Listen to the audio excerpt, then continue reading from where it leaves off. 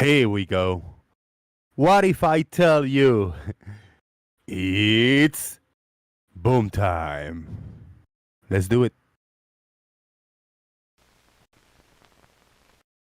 Here on the Daily Boom, in a metal retardation center costing PayPal and Super Chat. will be built is to identify all of the causes of mental retardation and to develop more effective techniques of treatment and rehabilitation.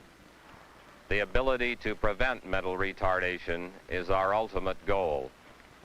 To reach this point, YouTube, Discord, participants. and the federal government have all come a long, long way. Now, many of these Flat Earthers. are so severely retarded that it would be difficult, if not impossible, to take care of them at home. So all we can offer them is good care and sympathetic understanding. But there are others Flat Earther. in these institutions who really need not be there. Those are the ones that are classed as trainable or educable, and you'll hear more about them later.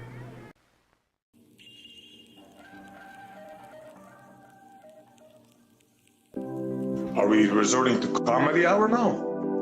Obviously. Gravity. La La Land is reserved for special people that double speak, that say open is closed, closed is open. La La Land, we are in La La Land. Gravity. Obviously. La La Land, La La Land, La La Land, we are in La La Land. Gravity. Gravity. Gravity. Obviously.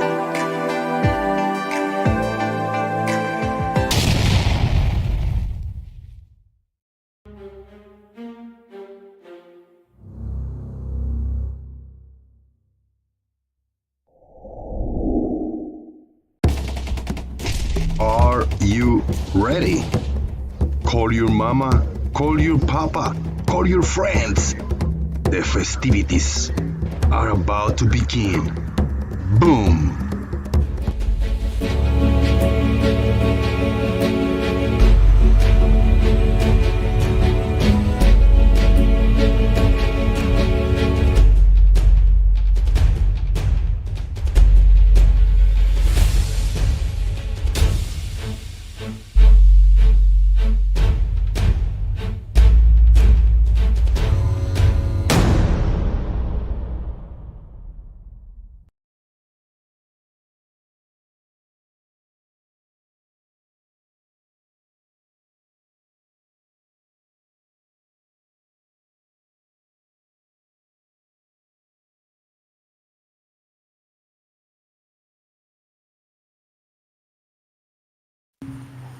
I have heard that flat earthers are trainable. Is that true? Asking for a friend. Let me make a poll. Let me create a poll over here. Start a poll. Are flat earthers trainable? Yes. Other option B, no. Other option B. Give me some options. Give me some options. There's a yes. There's a no. There's a meh. And there's a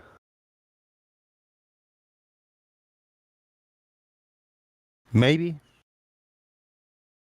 There you go. I need a cap letter for this. That's the first poll of the day.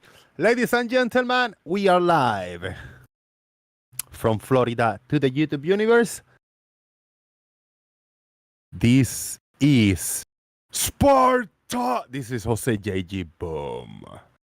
We're going to create many polls today. We're going to leave this up for a small period of time, short period of time, 10, 15 minutes, and then we'll make another one. So, thank you for being here. Thank you for coming in. It is Tuesday, December something. Where's the bar over here? What the hell? That's weird.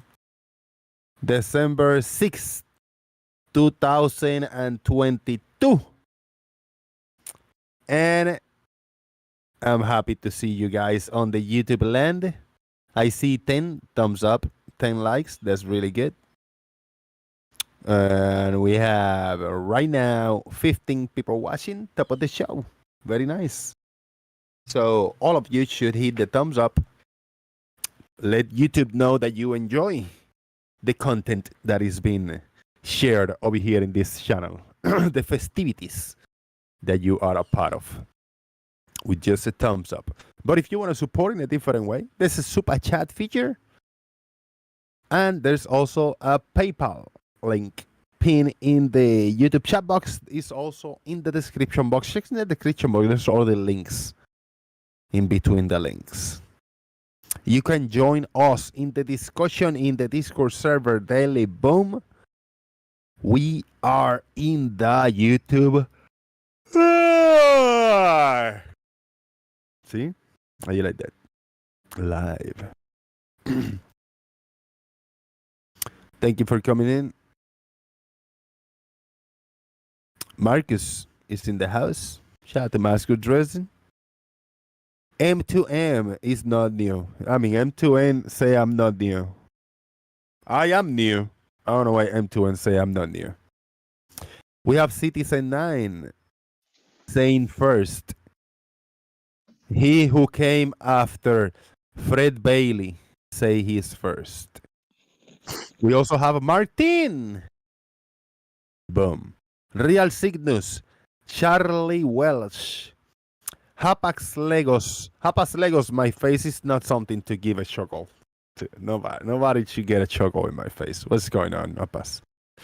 Justin Franks is here. Biggest Dogus. Stefan Mudd. Angry Dog. Farmer's Boy. Everybody's in the house, and Farmer's Boy is also in Discord. What up, farmers? Good evening, sir. How are you? How is you? How am I? I am good. That's a cheeky little number. I quite like that. I just had my dinner and I thought, oh, Jose's going to start. I poured myself a glass of wine, and then I saw this poll: are flat earthers trainable? And I thought, yeah, I guess you can train them to sweep the roads, empty the bins. I don't know. There's a lot of information missing in that question, right? But it's kind of train them to do what? Exactly. It's a tricky one. It's a tricky one. Yes. Yeah. No, you can train them to do lots and lots of things that society would appreciate, as long as it's not too technical, because I think that's where they struggle. Shout out to Angry Dog, Kuso, and Fade to Black. Toilet scrubbing. Yeah, I'm sure they could cope with that. That's not too technical, is it? During the intro video, I am a little chocolate. I give chocolates to people. I like my shirt today. I like my shirt. Look at that. Very planetary. Very deep planetary. Yes, that is. Yes, that could be Mickey Mouse, I guess. Yep. Very nice, very nice. Me like it very much. Me like it very much. Cool. I look younger. Looking at the stream, I look younger in this camera versus the other camera that is like far away. This one, I look old and like sad and beat up. But then in this camera, yeah, I look younger. So I guess I'll use this one from time to time. Yeah. 10 years of me. I look happier in this one, so I'm good. What make and model is that? Can we just make a note of that? Yeah, right. I know. So we can all get one. Yeah, cheap laptop webcam, integrated webcam. It's not bad. Shout out to Tinker Phil in the house. Good afternoon. Hello. Our flat earthers trainable like parrots so they can be trained to repeat phrases? Is that a fact? I think they're trainable by their Papa Flurfs. Ooh, do they have many papas? I think some do, yeah.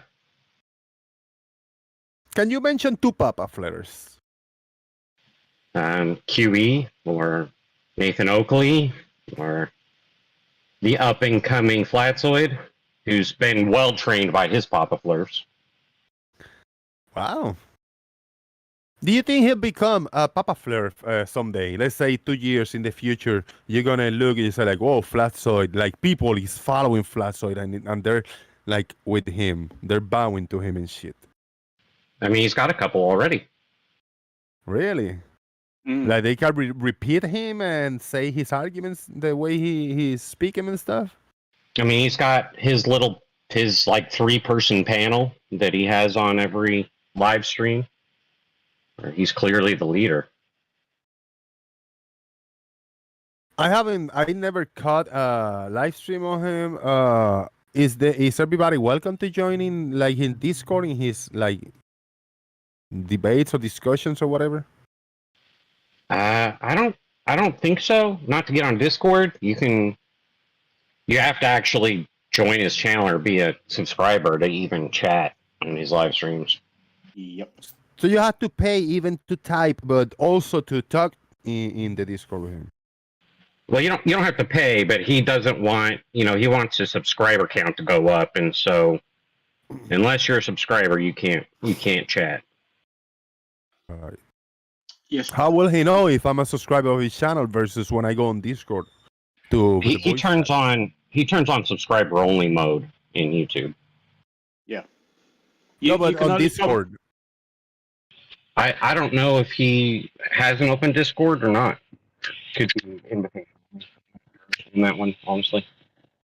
All right. Charlie Wells said that the Flatzoid streams were good, but now they're just echo chambers. Did you know that the first person that joined Flatzoid Discord server was me? There was 0 people in Flatzoid server. He created the server and I joined the first. Me. It's a fact. Yeah, but when he first started doing YouTube, anybody could sort of certainly go into the side chat and make comments, and his polls were very straightforward. And I think the majority of people listening to him and voting in the polls weren't flat earthers, and I think it took him a little while to realise that. Hence the changes. So what are his arguments? Does he have like legit arguments at all? No. Absolutely not. You have heard them all before. He's coming out with stuff that was debunked years ago. I mean, yesterday's live stream was particularly funny because he looked up the video of the ship, the fishing vessel that got stopped by an Australian naval ship that they claimed on the next level was a ship being stopped for trying to go to Antarctica. And of course, they omitted the part of that video where they had the coordinates that showed that the ship was not even past Tasmania. And so yesterday, Flatzoid looked up that video, and when he came to the realization that it wasn't anywhere near Antarctica, he just doubled down on it. He didn't look at it and say, oh my gosh, the people that made the next level were lying to me about what happened here. He just doubled down and said, see, people can be stopped by naval ships, and so therefore people get stopped by naval ships trying to go to Antarctica. Isn't that something? I mean, they're guys on a little fishing boat. They're in the Bass Strait. They're barely off the coast of Australia, relatively speaking. They're only a few miles out. And they stray across the Australian Navy, who are obviously doing some sort of exercise, which is why they got turned away. Because navies tend to do that. They'll go and find a bare patch of sea where nobody is and think, yeah, this will do. We'll have an exercise here, Yeah.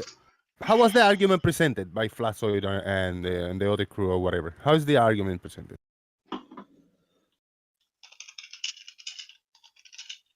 That the ship was turned because it was getting close to Antarctica, or what was the point? What was the argument? I mean, that's the argument, or how it was presented on that level. The pseudo documentary was that they were on their way to Antarctica and they were stopped by the Navy because you're not allowed to go to Antarctica. But Platzel had looked up the actual source video yesterday and discovered that they were nowhere near Antarctica. And, he just couldn't, his cognitive dissonance wouldn't let him admit that the people he trusts lied to him.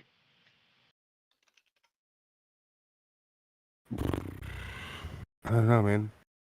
Is there a visual map and you tell me like where was the boat? I still don't get it because I'm geographically illiterate. I can picture Antarctica, but I don't know about Tasmania and where this ship was coming from. I have no idea of anything of the points. If I can visualize it somehow. Yeah, if you just search for the Bass Strait, Australia, you'll see where they were at.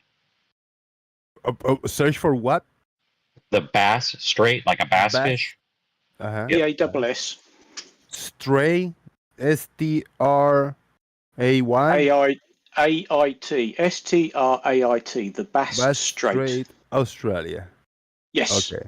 And you'll see where they are, and they've not even made it past Tasmania. I mean, they're nowhere near Antarctica. What is Tasmania? Tasmania is just south of Australia. I mean, in the grand scheme of things, it's very close to Australia. Yes. Well, I mean, you can get an idea where they were. They're all in t-shirts. Right, they're in t-shirts. It's not exactly cold there, is it? And Antarctica is how do we put this? Cold. I'm not getting it. If anybody, if you guys over here, thinkers, Nestle, or farmers, got any image to share in the Discord, Daily Boom Live, or anybody in the YouTube Live, please share it. I look for that for the Australia, and I can find the Australia map, and I saw that the little Tasmania, but I need something bigger so that I can see Antarctica too. I need something bigger. What? Yeah. I've just put a snip in there that shows South Australia, Tasmania, and where the Bass Strait is. I mean, you're nowhere near Antarctica. Let me do another quick snip. Yeah, please. If I get a bigger map that we get, like where this ship was coming from, where was it going to? Right, there you go. In that one you can pretty much see almost all of Australia, and down at the bottom is Antarctica, and they're just off the coast of Australia. They're nowhere near Antarctica,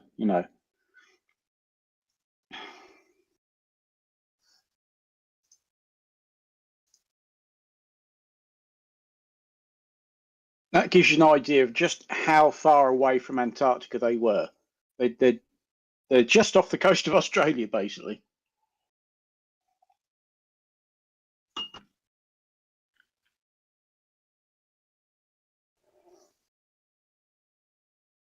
You're muted, by the way.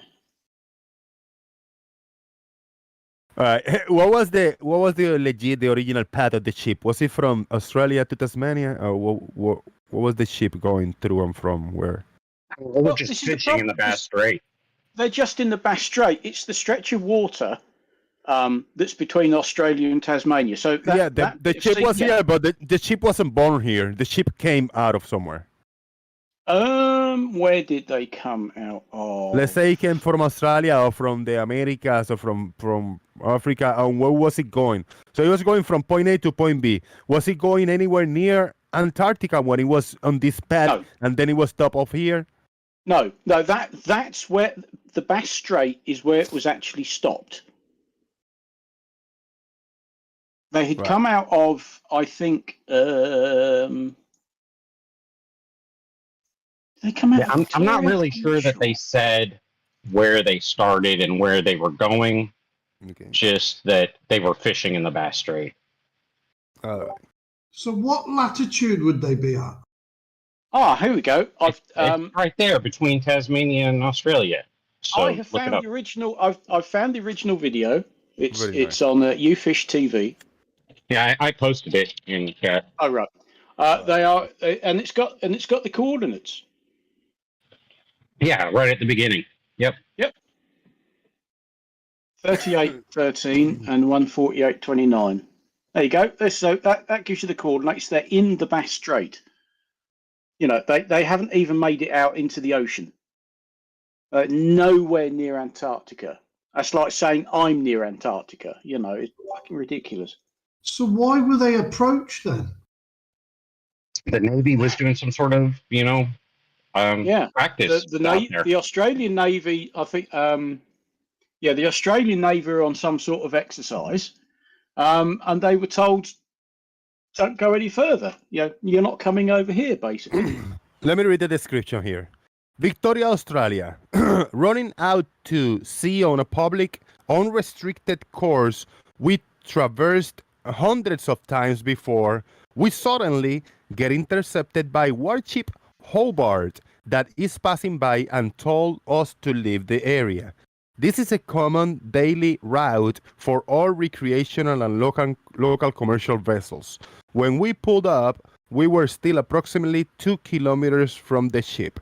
We love our Navy and was an awesome experience to see the ship up close. We are in peacetime here. Cheers, I made straight. So yeah. Sounds like a false flag. False flag, what? Because a ship was stopped between Australia and Tasmania. It has nothing to do with Antarctica, that argument. There's something sketchy. There's something sketchy of that the ship decided to stop a ship from a normal route that has been traversed hundreds of times, and they decided to stop them. It's okay. It's fishy in the sense that why did they decide to stop them? It have nothing to do with Antarctica. That's what I mean, that being said, you're not going to Antarctica in a fishing boat this size, wearing short sleeve shirts and shorts or a windbreaker at best. That's not a trip to Antarctica. Yeah, and if you watch the video, the message they get from the warship, which is HMAS Hobart, they stop them and tell them you're operating in a restricted maritime zone. So I would guess that the Navy was on some sort of manoeuvres or exercise, and they didn't want just any old Tom, Dick, or Harry come sort of churning through on their little fishing boat. But surely they would have announced they were doing that, surely. They wouldn't what? Would they have announced they were doing manoeuvres or practice? Why would they do that? Yeah, I think they can do whatever the fuck they want whenever they want. They're the Navy, bro. I mean, yeah. And even if they did, right? Even if there's some place where they post that information, there's no guarantee that these guys would have seen that. And if nothing else, that naval vessel has right of way. It's actually cool too. This vessel. Because A, he's the larger vessel. B, he's armed. Not if it's a sail vehicle, a boat. They have to give way to sail. It's not a sail vehicle. I'm just saying loud, man. Well, I couldn't give a toss about what very if. Loud. We're gone about what's in the video. A few old boys out on the motor yacht going fishing, and the Australian Navy is saying, "No, you're not going this way, mate." Oh, okay then. It's got nothing to do with Antarctica. But some idiot thought, "Oh, let's pretend that these old boys are being stopped from going to Antarctica."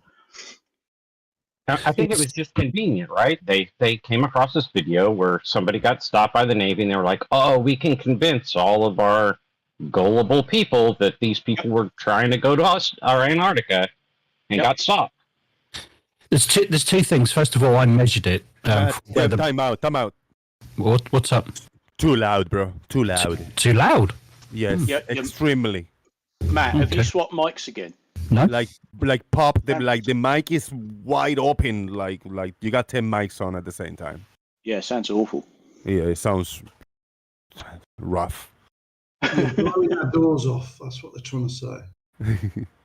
Rough as a badger's arse. It sounds pretty rough. Well, open water was open water. Yeah, but it's the Navy. Oh, Brian. They that's can do very whatever they sage want. of you, Brian. Yes, open water is indeed open water. Well done. Well, you know, there's that. The reason why you think it's wide open water and that you don't realize how close to the coast they are is because right there, the curve of the horizon is cutting off the land. Oh yeah, that's true. Yeah. Is that any better? Is that better? You'll have to talk some more for us to tell. I guess, yeah. Is that any better? That's too quiet now. Well, you're quiet, but the quality is still pants. What's wrong with your mic today? You No, got different setup? No, not at all. I haven't changed anything. Don't worry about it. It's all right. Well, maybe Discord It's changed Discord. it. Maybe Discord Yeah. changed it. So just click on the settings, the audio, I've done that. I've just done that. and it looks good. You got the whatever mic. You're talking through a potato. Yeah, drop and rejoin. Let's try Farmers. that. What? Sue's waiting for her flowers. I need your address then. Shout out to Sue.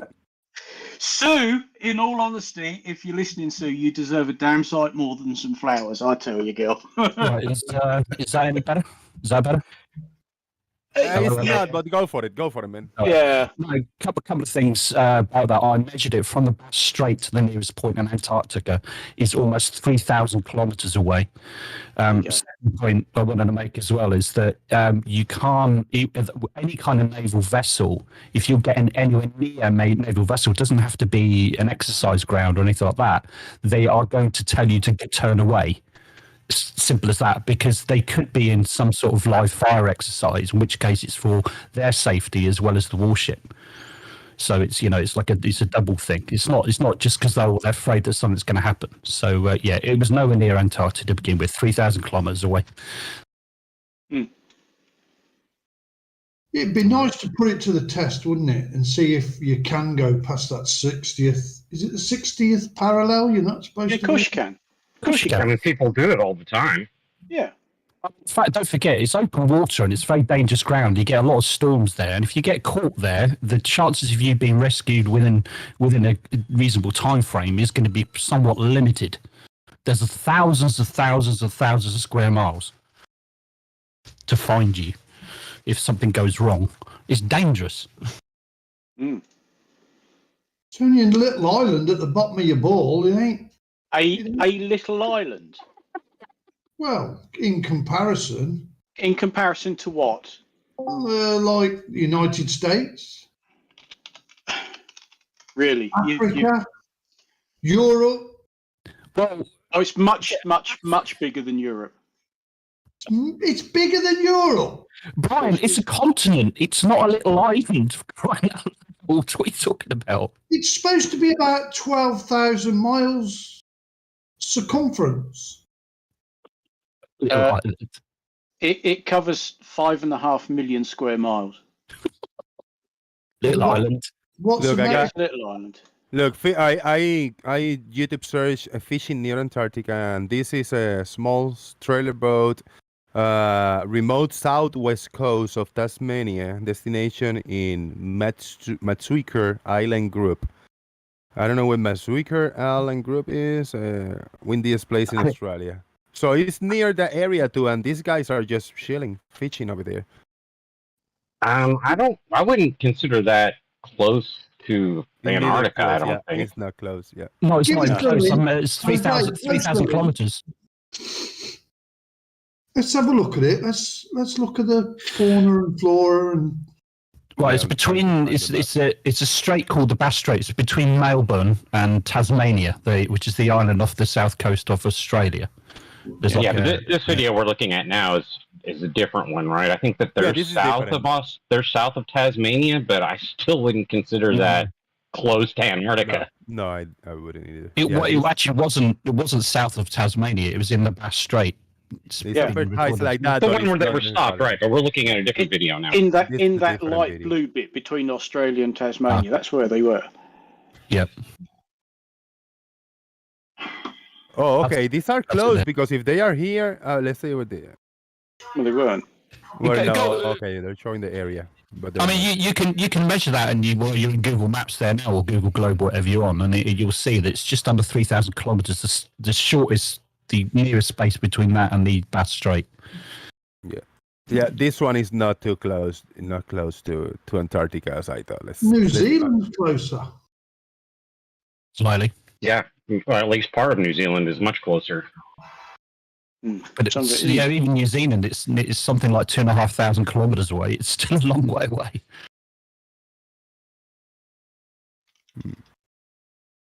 Yeah, and guys in a little boat, in shorts and t-shirts with fishing gear. Yeah, I'm sure they're going to likely be wanting to be going to Antarctica. Yeah, of course. But a bit of common sense is going to tell you that, you know. Yeah, this one is not telling us where they are. Unless in the description, Port Lincoln, behind the scenes. Nah, nothing here. Oh, this got to be like fishing boats and people that go near, like closer to Antarctica, and they're just. This one was stopped by a U.S. Navy because it was too close to something, to a nuclear submarine. Of course, it's going to be stopped. The American Navy take that sort of thing very seriously because they have been attacked. They've had, decent-sized naval vessels be attacked by little speedboats and things before. USS Cole is one. That's why certainly the US Navy, and I think most modern navies now, are very keen to make people stay the fuck away, just in case. I've just posted a little screen grab from that website that's called The True Size Of, and I've taken Antarctica and plunked it in the middle of the Atlantic, so you can see how it compares in size to North America, Europe, that sort of thing. It's pretty big, yes. Pretty big. It's not some little island. Mm-hmm. Do we have 33 people watching? Why is that sounds like Illuminati confirmed? Oh well. Well, it's half of 66. It's treble 11. I'm gonna give one more chance to this one. Let's try this and see if we are close to Antarctica in this one. Let me pause it. This is. Do you know about this fish? Amazing tooth fish in Antarctica. They call it. Ooh, not seen this one. Video will take you to the southern hemisphere to see the process of fishing at the toothfish. If there was some kind of a guide or a map or something that we can know of, that would be cool. There you go. Let's see what was in here. Oh, the Patagonian toothfish. They're not very pretty. 4,000 kilometers south of Perth. Yep. Southern. This is closer, a lot closer. Oh yes. To Antarctica. Yeah. In the Heard Island. Yeah. What is Heard Island? Let me find in the map Heard Island. They definitely look better suited to be near Antarctica. Yeah. Yes. Yes. Well, I mean, it's a full-size, professional fishing vessel, isn't it? It's not like a little boat you just go sport fishing in. No, definitely a different level here.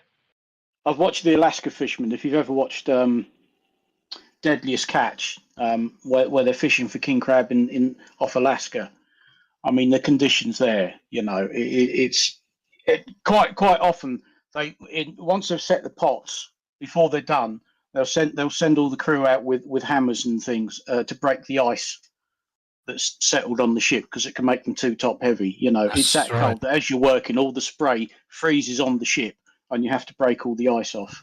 It's not three old boys in t-shirts on a little yacht. Yeah. Look at the difference where those guys were stopped by the Navy, which it was in here between Australia and Tasmania, and these guys in the video are fishing down here very close to Antarctica in the Heard Island. This is pretty close. And if you can see it kind of over here to have an idea, is over here, the Heard Island. Way closer from here to here than here to here where they were stopped. Yeah, comparatively, but I think even then, if you measured it, it's still probably a good 700 kilometers away. Yeah, still a long way away.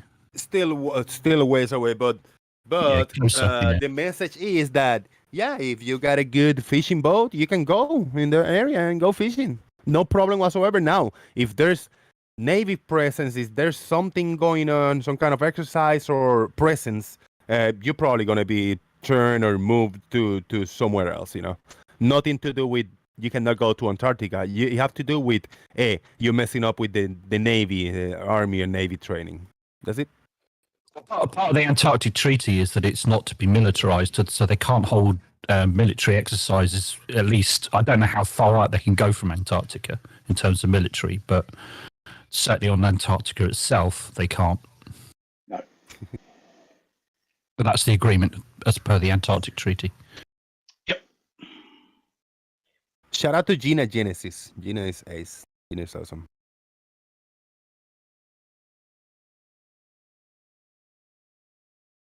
See, Gina name, instead of the E, she uses the 33 in her name. Shout out to Gina.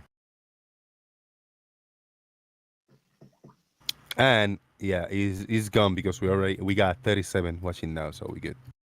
You see, they were below the 60th parallel, Brian. Why were those guys fishing in below the 60th parallel were not stopped, Brian? What do you think? Why were what below the 60th parallel? Those guys, the video that I was presenting of the fishing, these guys were not stopped and they were able to go and have a good fishing day below the 60th parallel. That wasn't a professional fishing boat, not the little one. They're breaking the treaty, surely. You're not supposed to go past. No, there's nothing in the treaty. There's nothing in the treaty that say that. I mean, give me a citation of the treaty that says you cannot go below the 60th parallel. It says you're not supposed to take fuel past there. What? You're not supposed to take Citation, please. I never seen that. I never read that. Where does it say that, Brian? Below the 60th parallel. I want to see that. You can get a copy of the Antarctic Treaty online, Brian. So search it and then tell us where it says that. I've just called it up. I'm having a look now. Internet cooperation, blah blah blah blah blah blah blah blah. Any nuclear explosions in Antarctica and the disposal thereof radioactive waste material shall be prohibited. Blah blah blah. Nuclear, no nuclear. The provisions of the present treaty shall apply to the area south of 60 south latitude, including all ice shelves. But nothing in the present treaty shall prejudice or in any way affect the rights or the exercise of the rights of any state under international law with regard to the high seas within that area. So, doesn't say you can't go there. It's not that you can't go fishing and spend a night in a boat anchored down there below the 60. Anchored in there to go fishing all night long, you know. Still nothing that says you can't go beyond the 60th parallel. Blah blah blah blah blah blah blah. Don't you have to have written permission? No. Not if you're sailing. No. What they insist on, if you actually want to go and set foot in Antarctica itself, and you're not part of a cruise or something, and you actually want to go and explore and go into the, say you want to go into the heart of Antarctica, what they're basically saying is you need to have insurance sponsored by the company, the country where you're coming from. So us in the UK, we would need to have articles in place and insurance covered for us by the UK. Because basically, yeah, it's a bloody dangerous place, and if you get into trouble and need rescuing, then all that has to be set up just in case. What they don't want is people going out there on their own, willy-nilly, getting into trouble, then going, help. Yeah, how are they going to help you? That's why they say you need to, fill in forms and have this, that, and the other in case you get yourself into bloody trouble and you need somebody to come and rescue you, because it's a damn dangerous and inhospitable place to go to. Which sounds eminently sensible to me. I want to go to the middle of Antarctica. Okay, well, we'll make sure that if you get in trouble, somebody can come and rescue you. But you don't need written authorization from your country of origin to go there. It's not an authorization. No. It's just things need to be set up for your safety. That's it. Correct. And I had that argument a few times, and I understand it, right? If I want to go to a private, even though it's not a private property, but if I want to go to a place that it doesn't belong to me. It's not a property that I bought. It's not mine. It doesn't belong to me. It's outside my area, my city or whatever. And I just want to go over the fence and just go and look inside the rooms and the offices and do whatever the fuck I want in this public gigantic building or whatever. I can't do that. If somebody get me, they say, no, you got permission. Let me see what you got. Where are you going? What are you doing here? I'm probably gonna get turned around. That's probably what's happening in Antarctica. I mean, you cannot just go do whatever the fuck you want. Doesn't belong to you. I wish people like Brian. Brian's deafened now, so he's not going to hear. But I wish people like Brian and other people on social media that I've come across and said, "Oh, the Antarctic Treaty says this, and this, and this." Who told you that? Oh, so and so told me that. Well, why don't you just go and find it yourself? Read the Antarctic Treaty. It's not a difficult read. It's online. Everybody can see it and read it for yourself. That's probably surprisingly short. That's probably what Brian is doing right now. Listening to one of these videos of flat earthers like, oh, Antarctica's close or something. And he heard that somewhere. He probably looking for that quote and clip, but it's not actually a quote. It's just a interpretation from the flat earther that is uploaded the video probably. In fact, if you read this weighty tome of an article, which is all of 7 pages, about the only thing that is actually prohibited, as has already been mentioned, is anything of a military nature.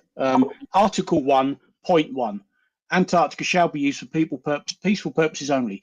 There shall be prohibited, inter alia, any measures of a military nature, such as the establishment of military bases and fortifications, the carrying out of military manoeuvres, as well as the testing of any types of weapons. But it goes on to say in point 2, the present treaty will not prevent the use of military personnel or equipment for scientific research or for any other peaceful purpose.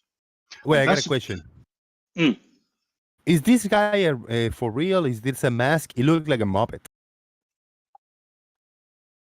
That's a bit, doesn't he? Yeah. Yeah. No disrespect, but yeah, it does look off. Yeah, I think the low quality of the image doesn't help, but I think this like in Sesame Street or the Muppets or something. This race somewhere.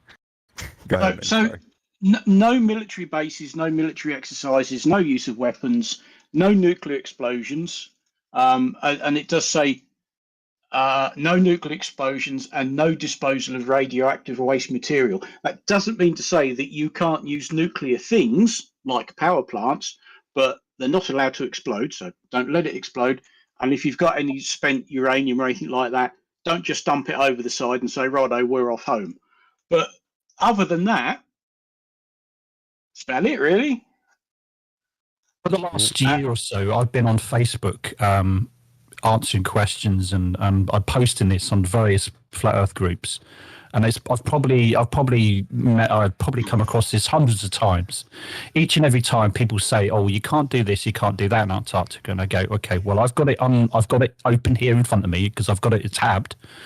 Right, tell me the article number and the paragraph number where it says that." And not once, this has happened hundreds of times, not once has any one of them been able to actually tell me where it says that anywhere in the Antarctic Treaty. Not once. They heard that from a flat earther. They heard that from some propaganda flat earth video. That's it. But you can't seem to get through to them. You literally hundreds of times. I've been doing this for the last year or so.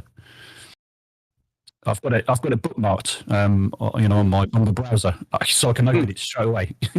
Yeah, and unfortunately, that's the truth. As a flat earther, I saw a lot of these videos, and I just took their word for it, and I never read the originals and none of that. I just liked the way flat earthers explain it, in a dumbed down way for me to understand. It was wrong, but I didn't catch that at the time.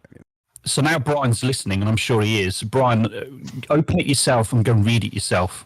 Stop listening to what other people are telling you about it, Brian. Right. Let's give a few minutes to Brian the chance to speak up for Let's himself. just go, for fuck's sake. What? Let's go. Off you go then. I'm not going. It's too cold. I hate cold. I'm not interested. Yeah, I mean, I don't mind the cold, but my God, that's cold down there. I'm not that keen on penguins. No, off you trot. But this is why all of these flat earthers, who raise money for this, that, and the other, none of them will ever go to Antarctica because A, they know they can, and B, it will shoot down all of these bullshit stories and theories that they have. So that's why they'll never go. It's as simple as that. Go. Go. Go on then. And they even put, there's even job offerings. You can go and work there and get paid. Yep. Yeah, I've seen job posted actually on Facebook as well, just to prove the point. Yeah, to work in Antarctica for some group or other. I did get a job offer through an agency several years ago now to go and work in Antarctica, and it's just like, no, thank you. No. I guess that's big money around there, man. Well, it would be big money, but no. Just on the weather, just working on that weather, you know. Yeah, well, it pays well, and they do need diesel mechanics. I did also get a job offer to go to the Falklands as well, but would you accept a job, Brian, if offered to us Antarctica? A job? I'm trying to retire now. I don't want another job. 20 years ago, maybe. Yeah, right. I wouldn't, man. Not on my peak because of the cold. Just the weather is awful, man. What you're saying, Brian, so what you're saying, Brian, if you were 20 years younger and somebody offered you a job in Antarctica, would you accept it? Yeah, too right. Yeah. Okay, good. So you're admitting that Antarctica is a place then and exists? I'm sure it do. Well, what we call Antarctica, yeah, I'm sure it's... There we go. It's just not what we're told it is, blah, blah, blah. Whether it's what they actually tell us There you go. Too fucking predictable you are, mate. I would go, yeah. But it's this big circle that goes around the edge of the Earth, isn't it? Surely, eh? What? And do you know what? Actually, reading through the treaty again, there's actually nothing in there that says that you have to have insurance and everything from your the country that you're departing from. That's obviously what all countries have set up afterwards to cover silly buggers who get themselves in trouble. There's nothing here. There's nothing here that says you can't go. Nothing at all. Sue started packing my bag already. Shout out to Sue, yeah. Yeah, off you go. Minimum 6 months. Go on, fuck off. I got a job application here. Look at that about the selection process, plan recruitment timeline 23-24, December to January 2023. A lot of information here. So what sort of temperatures would there be down there? I'm sorry, what was it? Temperatures. What's the? Oh, I don't know. The awful ones that are not for me, at least. I think the hottest you get there is like maybe 0 degrees, right? Like summer. Fahrenheit. Summer, and people who work there, the contracting people, they work there mostly in the summer. Is it 20, 30 degrees Fahrenheit? Oh, we can get up to 50 in the summer if you need the coast. 50 degrees that's not Fahrenheit, bad. yeah. However, the lowest natural air temperature ever recorded on Earth was the Russian station there called Vostok, and that was in Fahrenheit minus 128.6. Bloody hell. Fahrenheit, Jesus Christ. That's minus 89.2 Celsius. That's the natural air temperature without sort of wind chill or any effect like that. Yeah, Antarctica can get. We've got nothing that will work in them sort of temperatures. But that's in winter. No, winter. But Brian, we do have stuff that works in those temperatures because they tend to be built and designed to work in those temperatures. Brian, there's no age restriction for expeditioner roles, but applicants must pass a comprehensive medical assessment. Will you pass a medical assessment? Not a chance. Hey, Brian, there's somebody in the chat that said they would go to Antarctica with you if you got the money to go. Yeah. Somebody said what? Somebody said they would go to Antarctica with you if you've got the money to go. Oh, right. I'd love to go. So it's incredibly cold. It's also one of the driest places on Earth because it gets next to no rainfall. Yeah, but snow you can melt, surely. You don't need fucking rain, do you? Well, it's good because you don't get it. It's classed as a polar desert because very little water comes down. Added to the fact that most of Antarctica is nearly 10,000 feet above sea level. So it's cold very cold, very dry, and you're also quite high up. I wouldn't do it, bro. Fuck that. And it's huge. It's well, as that map I showed earlier on, it's roughly equivalent to the same size as North America, as the United States. Angry Dog got rejected from a job in Antarctica because he had some leftover weed in his system. Yeah, you got to wait till you get down there, mate. You got to park your car up soon. So we love you. We do. Love you back. Thank you. Send Brian to Antarctica, quick. You can do it now. Oh. She's still packing my underwear now. I'll get you some long johns tomorrow. Yeah, long johns, yeah, you're gonna need those. You want some thermals? You're gonna need those. And a willy Oh dear. I mean, I suppose it'd be nice if you go on, like, a holiday, and actually go, because they will fly you out to the South Pole. It'd be quite expensive, but it'd be nice to do. Say, yeah, I've been there, I've done it. Thank you very much. Bloody cold, not doing it again. Yeah. Shout out to everybody. 51 people watching. 51 people, 19 likes. We can do a little better, so please hit the thumbs up. And there's also a super chat on PayPal. Hit me up, whatever everybody can. I'm very happy. I paid my electric bill yesterday. It's 0. Yay! Yay! Thrilled. So they won't cut you off this month, then? No, yeah. Another month alive. I was just going to say I posted a video in the Daily Boom Live. If anybody wants to watch it in their own time, it's basically the Mammut team, Mammut Pro team that sailed So to is this the Antarctica. topic for this evening, is it? I see talk all over him. We got different topic, but Nestle Wipes was saying something, Brian. You hear him? Nestle Wipes. Yeah, I just No. posted a video that people can watch in their own time on the Daily Boom Live. Let me It's drop and the come Mammut. It's the Mammut Pro team that sailed to Antarctica in, I think it was 2 years ago. And Right. in this video, they're going through the Drake Passage, which is probably one of the roughest sea parts of the ocean. Yeah. So yeah, people do sail there all the time. That's basically what I'm trying to say. Well, of course, they have that. They have that yacht race every couple of years or so, don't they? The Yeah. I can't remember what it's bloody called now. And what were they doing? This just to sail? Just to do a sail trip? Yeah, it's probably a race, is it? I should imagine. Oh no, the Well, Mammut, no, this one isn't. the Mammut Pro team they're a bunch of like athletes and stuff, explorers basically. They're part of they work for the Mammut clothing company, which does like extreme weather clothing and stuff. Yeah. So it's more like a challenge sort of thing then, rather than a race. Yeah, pretty Right, much. Gotcha. Oh, the Vendee Globe. That was the race I was thinking of. Mammoth Web Series, yeah. Yeah, they did the Vendee last year, so presumably they'll do another one. Dude, this is a tricky. And that's the challenge. And that's the challenge where they have to use only sextants or something, right? Ooh, that's another subject. Mm. Oh, they're using GPS here. I thought they only worked on a flat Earth because I think they're prohibited from using GPS.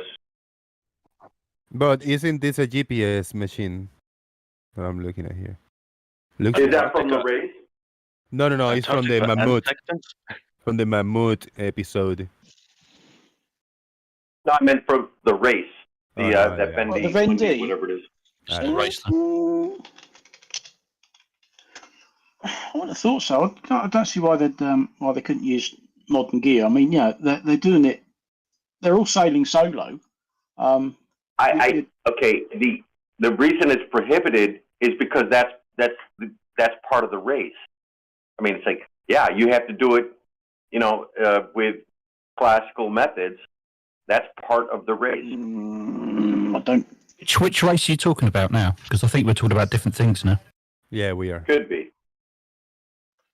Because this is this thing that Jose's got up at the moment is not a race. It's just a challenge that Mammut dude. Yeah, just an expedition type of thing. Like Yeah, it's an expedition.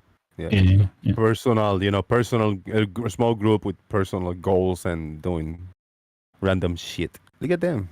Fucking A, climbing around.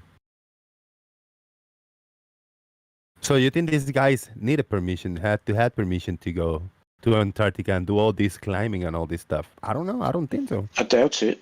They got doubt their it own very thing much. going. You know, they got their own team, their own safety, their own security, their own system going. Is this Antarctica? Well, this first episode of the Mahmoud was series, the expedition team gets ready for the upcoming journey to Antarctic Peninsula. Pro team athlete Caro Nordman, guide Martina and Captain Mark. Their goals as well as their fears. Yeah, it's not saying it. This is actually Antarctica because they're getting ready to Antarctica, but it's this Antarctica where they were climbing over here. Not sure. Because I'm gonna play the video. I want to avoid copyright strikes, you know. Oh, the next Vendee is 2024/25. So yeah, not next year. What is this Bendy? I hear Bendy. What is this? Anybody want to share that? I keep hearing the Vendee. That's the race they do down and around Antarctica and back up the Atlantic again every 2 or 3 years. They did it last year.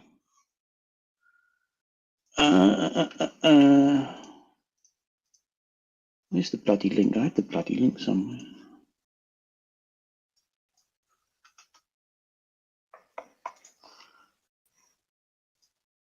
There we go.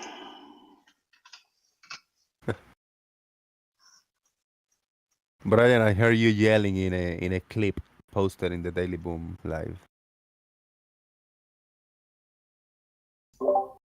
It wouldn't be me, mate. Yeah, you never yell, do you? Or somebody. Brian never yells. Somebody else. Oh, there's the tracking map that shows the route that they take. I got an audio clip of 30 seconds. I would like to play it from my microphone. So let me play this audio clip. Let's see. I got it downloaded. Maybe. Yeah. Does my audio sound any better at all?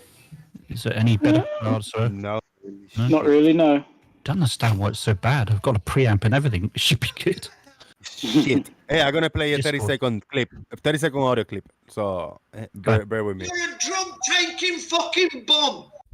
End of story. And I'm sure standard course of action that was standard. I agree with you. Brian needs medication rather than therapy. By your own admission, you're high That's as what I said. I mean, I'd love to know what I said that was bullshit. It's pretty bog standard, actually. That's what you are. Send me some fucking drugs out behind as well. You ain't fucking.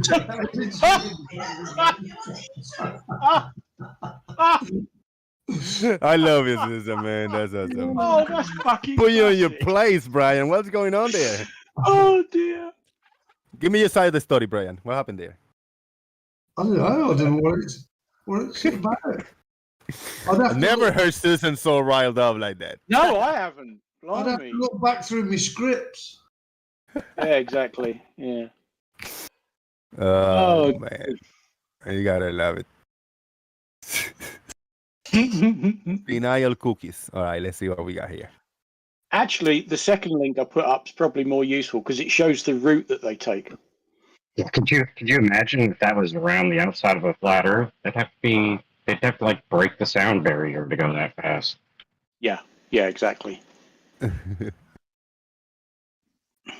What the audience just heard Brian yelling, that was an audio clip that didn't happen right here today in real time. No, well, not yet anyway.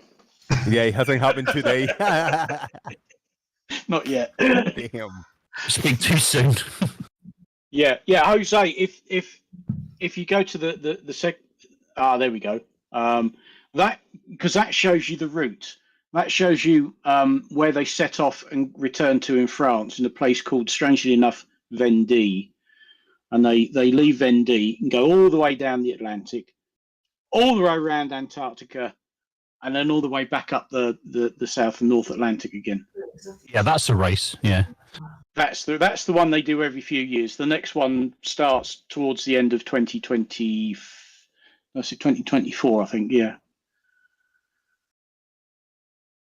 But and they're all solo yachts people. You know, they're a yacht and a person, and they really aren't allowed very much support at all. They're on their own. Brian, what do you think this route in this projection of map that we have? Look, they're going like close to between South America, close to Africa, south of Africa, and they go all the way around Antarctica, and then they come back up through South America.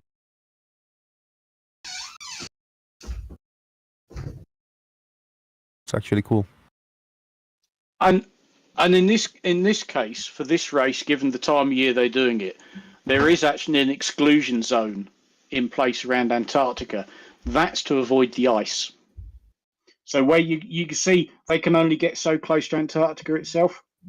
That zone is where the ice tends to form. So they don't want this lot having to navigate through ice as well. They got a bunch of floaty bullshit like around, a lot of debris and stuff.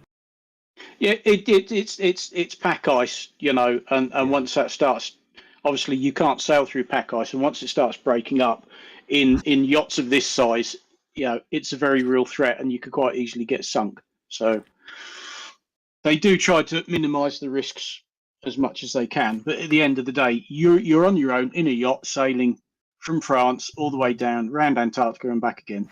I want to ask you, why is this like Pac-Man? Look, he's going to the right and then exiting to the left. Look back and forward. That's because they're going round in a circle. Brian, what do you think? That's because they call it tacking. If they're going in to win, they have to tack. He's not talking about that. He's not talking about that. What are we talking about? In what I'm showing right now, the projection, the boats are going to the right, and then they disappear from the right and they appear in the left of the map. Yeah, Pac-Man type thing. Yeah, Pac-Man Earth in this projection right here. Because they're going in a circle round from this point of view towards the bottom of a sphere. Of course, spheres don't have bottoms or tops or sides.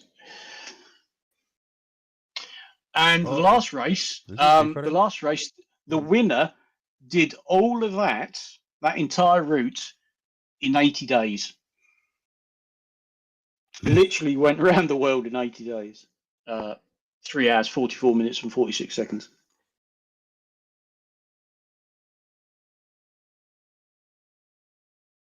I don't know who's in that one at the back there, but they're going all over the fucking place. Well, sometimes they do if they get blown off course or anything. Right, the slowest person, the last one to actually finish it. So the quickest did it in a few hours over 80 days. The slowest did it in 116 days, 18 hours. Woo! You've seen some. There's one or two that actually peel off for New Zealand. Obviously, they couldn't carry on. If you rewind a little bit, there's one that peeled off to go to New Zealand near the back somewhere. Look, that last one. There you go. Disappeared there. Yeah. 7. Sebastian, what a pussy! He gave up in New Zealand. Look at that. Oh, Sebastian Destremo. Yes, he was the last retiree. The person listed after him is the last one to actually make it back. Ari Husela in 116 days.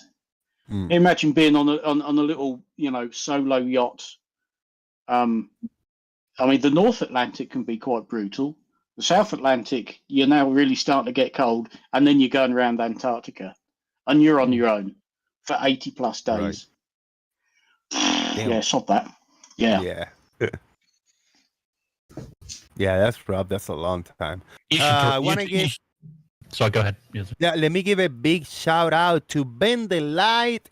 He touched my PP. He gave me $25 on PayPal. Thank you very much, Ben the Light. Appreciate that. $25 to Mrs. Mabbett for Brian's Antarctica Fund, or whatever you choose to use it for, Jose. Ben the Light. You know what? I'm gonna choose to use it for whatever I want. I think I'm gonna pass on give it to Mrs. Mabbett for Antarctica Fund. I think He should do the Vendée race. I think he should do that on his own. Do that whole race. Right. Thank you very much, Ben. I appreciate that, brother. Brainari say that this route that they're taking, they are keeping away from the debris from all the oversunk boats by the Penguin SEAL Team 6. I'm just reading through the rules for the next race, and my God, the things they're not allowed to do, particularly when it comes to performance support. How many miles?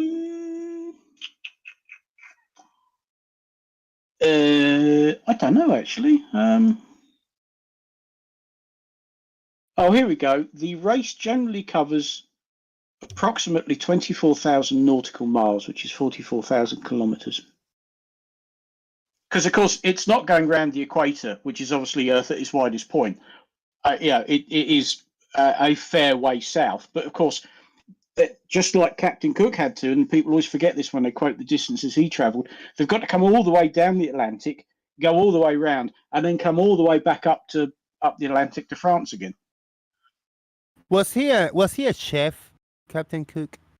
No, you could tell that because he was the captain.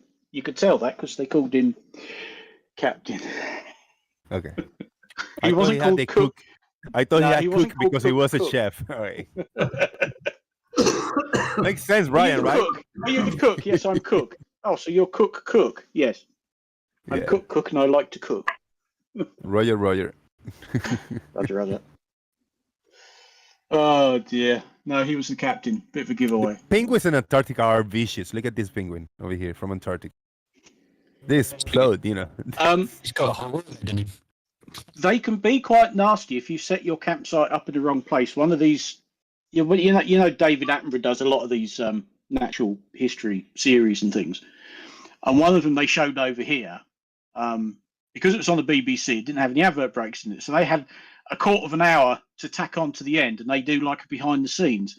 And it was the bit where they're filming penguins in Australia. When the camera crew and that turn up and they say, "Where should we put the campsite?" They found this clear bit and thought, that's a good place to put the campsite. Then they realised why there's no penguins there, because it actually turned out to be a river of penguin shit. Brian, do you think that the name BBC is to normalize like black people's big dongs? What you mean, big black? Yeah. Conks, as in noses. Yeah, big black conks. BBC. Because women like a big black conk. Yeah. BBC. It stands for Big Black Cock. It does. Amongst other things, yes. They do it to normalize African American big dongs. Yeah.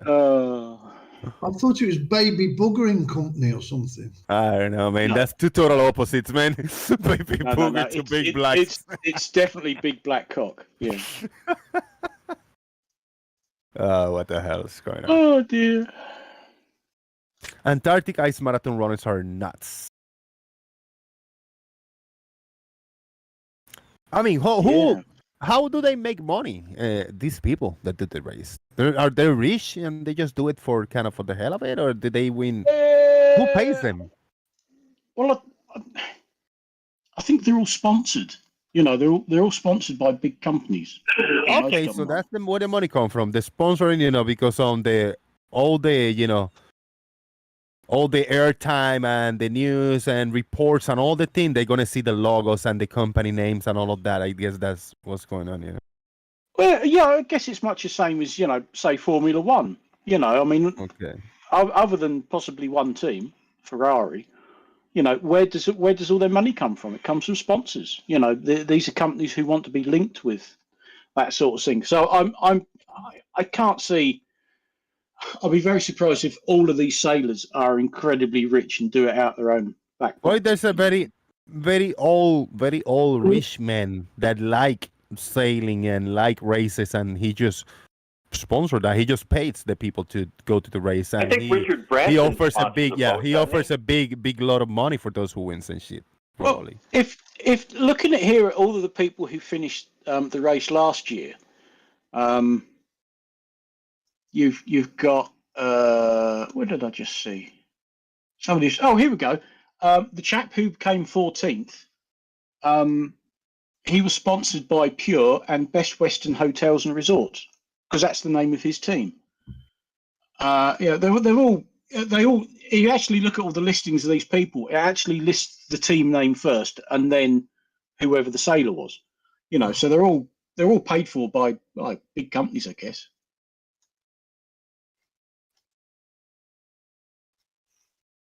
Right.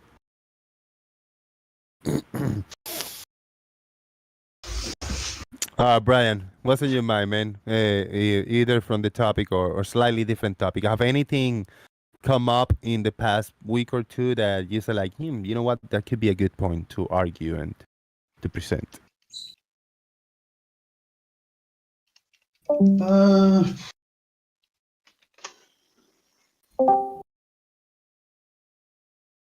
The only thing I've sort of looked into in the last week or something is the ridiculous notion that rockets push off themselves internally. I have heard that. Yeah, I have heard that. Because they're gonna push off of a nothingness like in space, which is almost no air particles and none of that shit. So they must have something to push it, and I guess they emit something, the rocket, and then it's pushing out of it itself, pretty much, right? Something like that. But what thoroughly debunks it is thrust vectoring.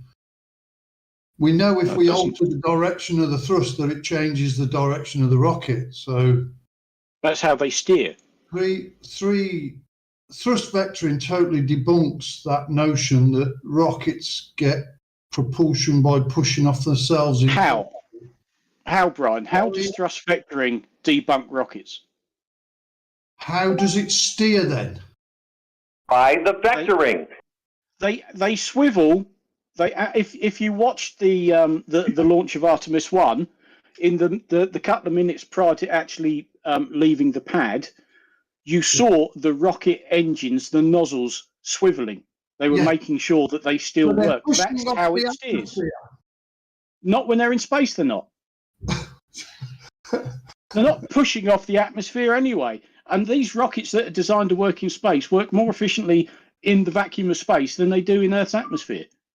They've got nothing to push. That's why SpaceX has a different engine for its second stage. It doesn't use another Merlin engine like the first stage does. Well done. Brian had a question there. What's the question? No, I'm just stating that, you know, thrust vectoring itself debunks a rocket being propelled internally from the pressure of the combustion chamber. You haven't explained how it debunks it. Yeah, I would like to know. The whole chamber is the same pressure. You wouldn't get a... Are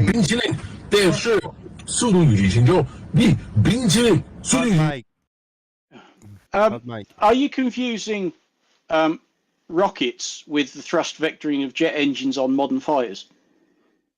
On any thrust vehicle, you can vector the thrust. How? By doing what he's got up there, manoeuvring the nozzle. It's called gimbaling, yes. And how does that debunk rockets working in space? Because you just keep saying it does. Its thrust is coming from pushing against the atmosphere and not internally. No. Well, what's making it turn then?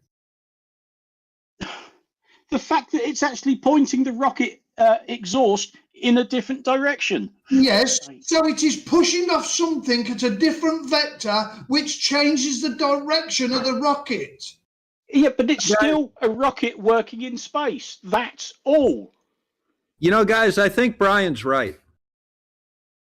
You know, and I can tell you this because, you know, the last time I went, you know, when I go out shooting, I can always tell if I hit the target because it kicks harder when I hit something. Did anybody ever notice that? No. He's being a twat, technically. Is that responsible trolling, Brian, you think? I think that is responsible trolling, yeah. That's definitely responsible trolling. I appreciate that, yeah, I appreciate that. What did he say? It was 24,000 miles and it took them 80 days. The fastest one, 80 days, 3 hours. The slowest one, 116 days, I think it was. I've shut that tab down now. Brian, so we've gone back to the Venn D again, have we?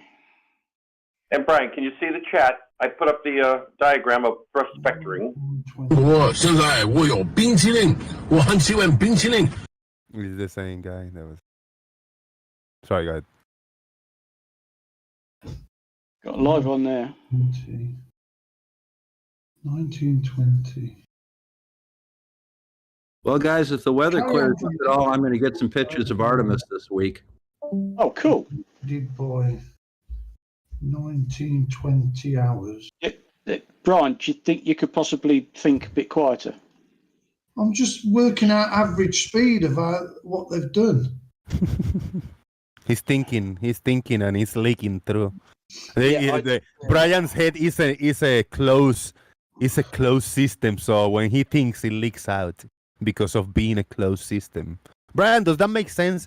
Because a closed system can leak matter out. I don't know. I don't think you can have brain without a container. Brian, I'll save you the effort. It averages out at 12.5 miles an hour. That's exactly. If he was doing the same speed constantly, which obviously they don't. That's exactly what I've got, 12.5 miles an hour, yeah. Well, if you divide 24,000 miles by 80 hours and then divide that resultant by 24, yeah, you get 12.5 miles an hour. So you were going to say, oh, that's a ridiculous speed, but it's not, is it?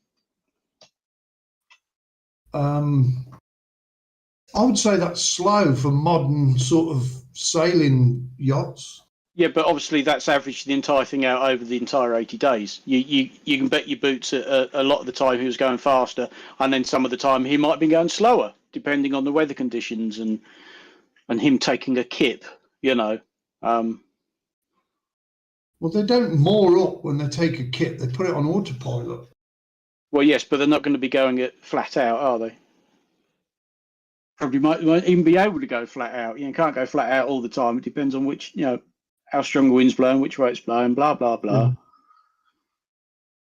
I mean, an average of 12.5 miles an hour doesn't sound too bad. No, I would say that's...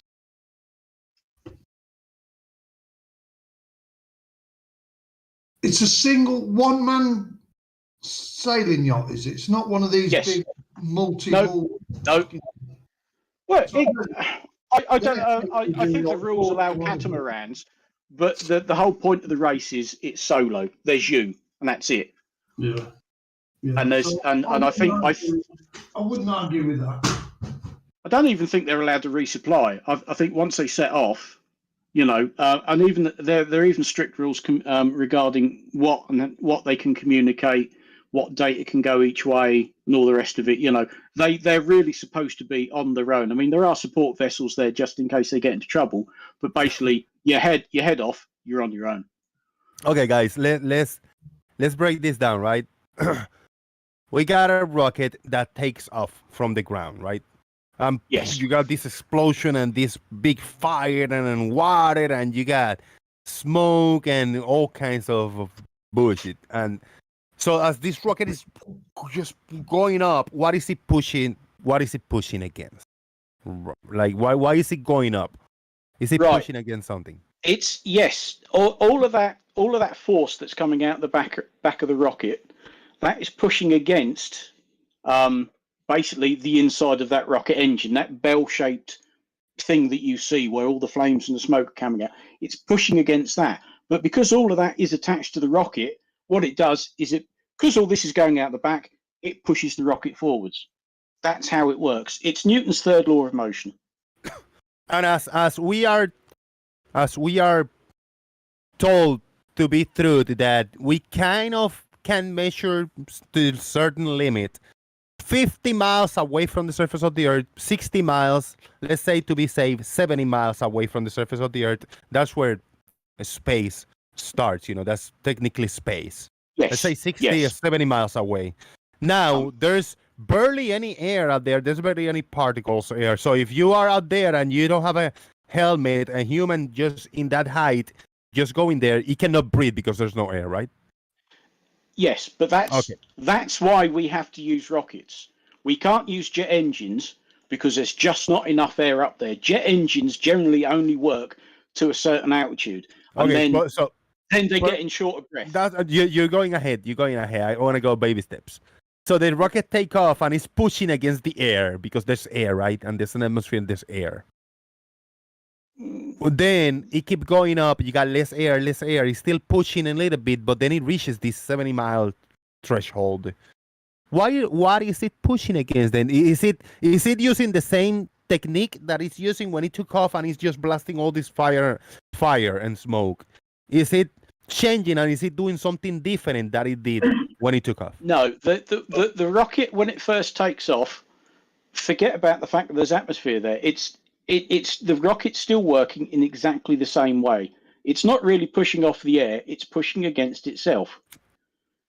And again, it comes down to Newton's third law of motion, which is very simple. Every action has an equal and opposite reaction. So all of this force coming out of the rocket, there has to be an opposite force the other way. And that's how rockets work. It really doesn't matter if there's air there or not. It will still work. Okay, so it has the rocket just taking off and going up. It has nothing to do with the air. It's just... Correct. So it's working the same way from takeoff, and it's working the same way then in space. Very high. And as there's less atmosphere, the rocket accelerates because of the less. It doesn't have to fight the atmosphere. It accelerates greatly. So it goes faster, a lot faster when it's when in space. It can go faster. Yeah. Because there's there's less resistance, drag less drag. Yeah. Resistance. And if you notice, if you watch the SpaceX launches, because of drag and everything else, does have an effect on the rocket. It hasn't long taken off when the rocket actually throttles back a little bit. It eases off because it hits this thing that's known as max Q, and that's the point at which there's maximum strain on the rocket body itself. You know, everything it's really got going. It's still fighting its way through the air. That's the point of maximum strain. And once it gets past that point, once it's gone a little bit higher and a little bit faster, they can go, okay, we're past that point. You can throttle up. You can bury your foot in the floor now and just go for it. And they generally, the higher they get, the more it will accelerate because the air's getting thinner and thinner and thinner.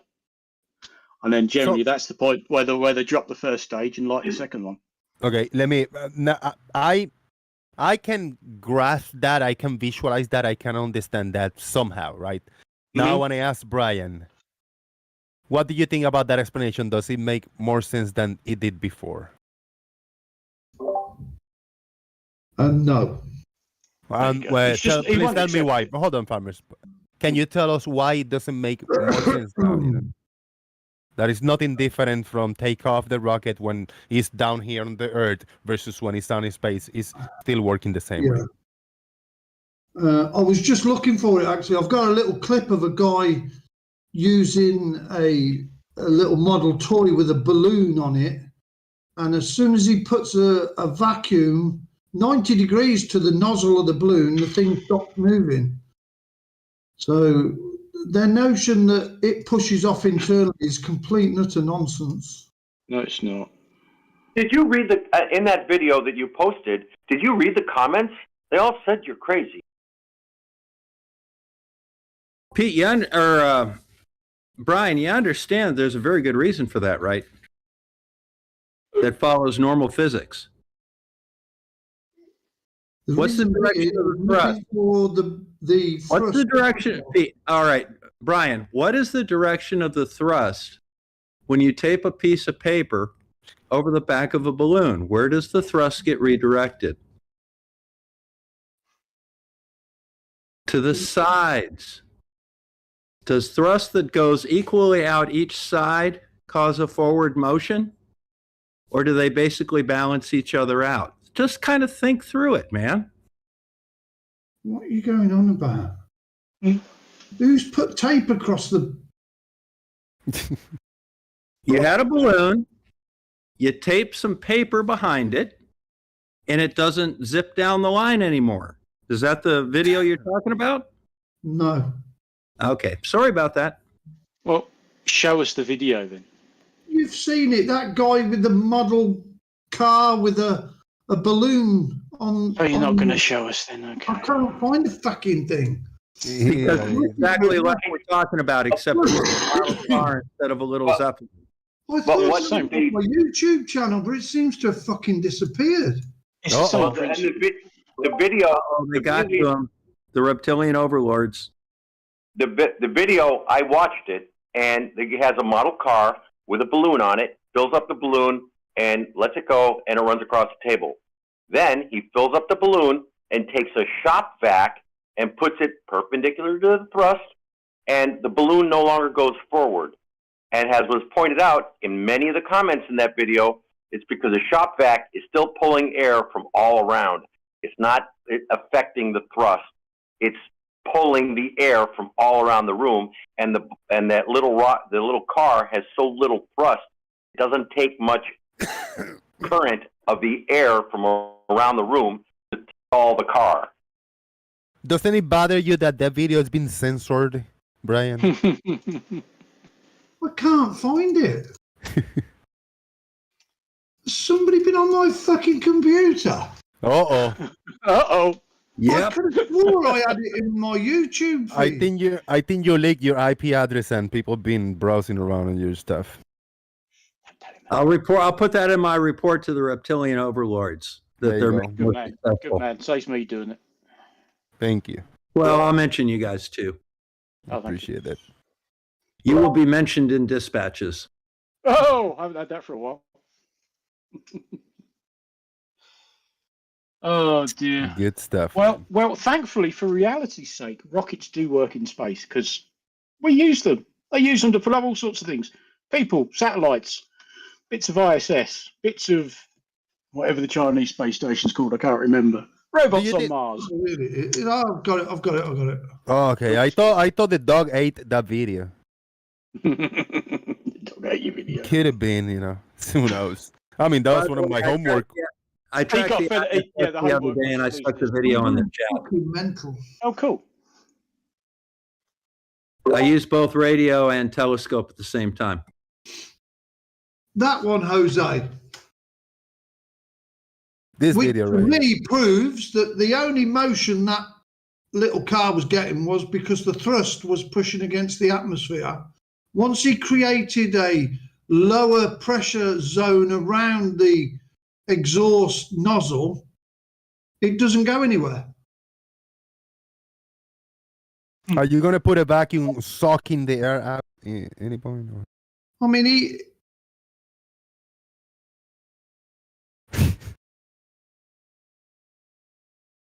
if you go to 1 minute and 10 seconds, He's getting there. Let me spit it up. 1 minute and 9 seconds, you'll see it moving.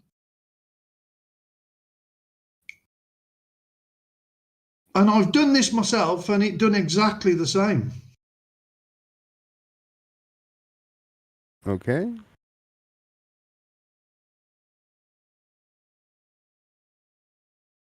Because I'm sharing the video, there's going to be a link on the YouTube chat, the video that we're watching right now. Give Brian a click and leave in some comments. The comments are open, right? As far as I know, I don't turn them off. Well, as Larry Scott pointed out, 19 comments, and not one of them's agreeing with Mabbett.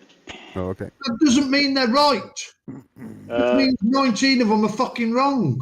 No, sorry, they're not wrong. How do you know? Space is what they tell us. It's not fake. Rockets do work in space. I know as a flat earther you have to deny space and everything related to it, but sorry. Reality doesn't give a shit what you think. But what this vacuum? This is not an analogous for reality, right? Having this vacuum sucking the air out. Yeah, that's what I was going to say. That's the vacuum of space is not a vacuum cleaner. It's not like sucking the air out like that.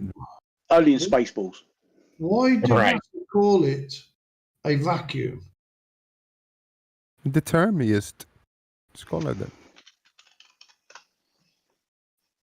Would you guys like me to address this with Brian and see whether or not? No, don't bother. Yeah. Let's try, Brian. Let's try. All right. This could be good. So, you have a car and you've got a very small amount of thrust coming out of the back of it through that straw. That's putting a force in that direction.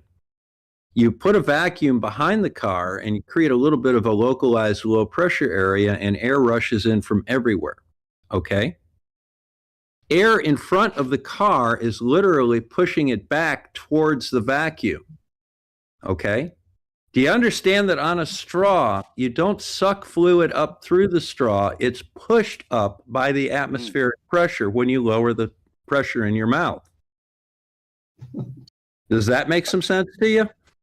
The bottom line is the shop vac was pulling air from all directions, and the little car had so little thrust, it was overwhelmed by the air coming towards the vacuum cleaner nozzle from all directions, including in front of the car.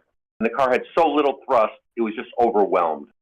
If your notion is correct that the chamber pushes upon itself, then that should not have made any difference to that car.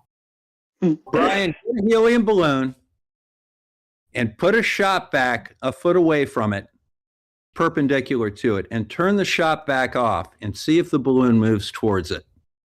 I'm betting you it will.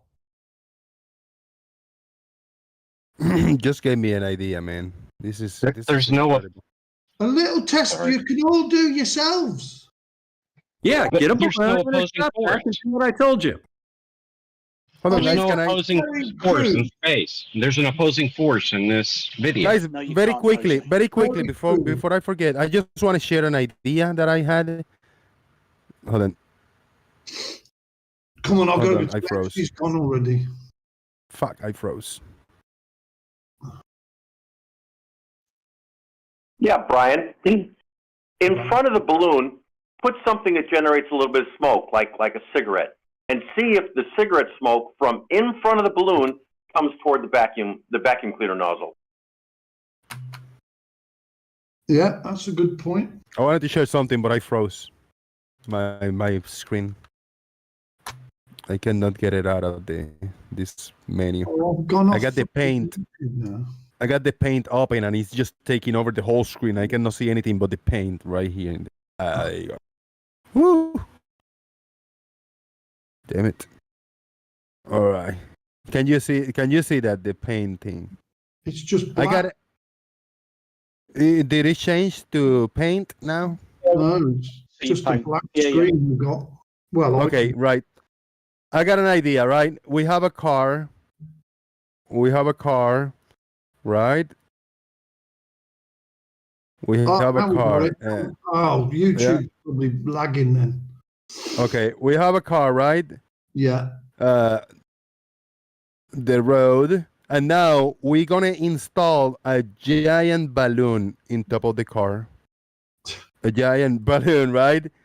And then we're gonna put a little nozzle, and we're gonna put like a big straw type of thing. It's gonna be a big straw, so it's gonna release air. Right? I don't need gas. I don't need anything. All I need is inside a little bit of a compressor machine that is gonna blow air inside the car. So I'm gonna have a compressor machine blowing air inside this balloon, and then while releasing the air to the back. So I got this compressor mounted, blowing air in the balloon. This balloon is blowing air to the back, and the car is running forward as much as I want without paying for any gas or any petrol and all that. Would that work? How are you going to run the compressor? Yeah. With electric, with the battery in the car. Well, that won't. That's like not free energy, then, is it? You got to. No, it's not. It's not. But it's not. It's going to be petrol free and gas free. Well, you might as well just put an electric motor to your wheels. It'd be more efficient than a fucking balloon trying to blow it along. But it would look cooler with a big balloon in top of the car. You get stuck under bridges. No, come on, man. You know, I just had a look at that video again. There's a couple of patent that. I don't know on it. Jose, can you put it to a certain time? The video, Brian's video. Yep. Yes. What time do you need? All right. I want to look at 55 or 54. And what I want you to do is I want you to look at the direction that the balloon moves. Okay. Let's hit play. Forward. Okay, now, when he does the vacuum, look at the direction that the balloon moves, and that is at 105. All right. 104, I'll put it there. Let's hit play here. We're about 20 seconds behind on the stream. Well, what are you watching it on YouTube for? Well, where else is it? Oh, on his live stream. Yeah, 110 and 111 is moving. The balloon is moving forward just normally. Oh, you need and to let then it go we're on gonna a bit longer. Then we go with the vacuum. I guess now at 125. Thanks for that, farmers. I was 125. No worries, mate. The balloon is just de-inflating. It's not moving forward or backward or nothing. It's just de-inflating. What's that tell you, Brian? Why is the balloon not moving forward? Because there's a force coming from the forward part of the car trying to rush into where the lower pressure is. And you can clearly see it. What are you saying? Brian won't get that. The rest of you guys see that, or am I imagining it? I see it that when the vacuum is activated, the balloon is just de-inflating. It's not moving forward as it was doing without the vacuum. And remember, that balloon is angled forward on that straw. I tell you what, it does look like when he's got that vacuum gun, it looks like the car is trying to. I reckon that's trying to move backwards. In the last second, when it's all de-inflated, it go like a little hit back, Yeah, I mean, it does a little kickback.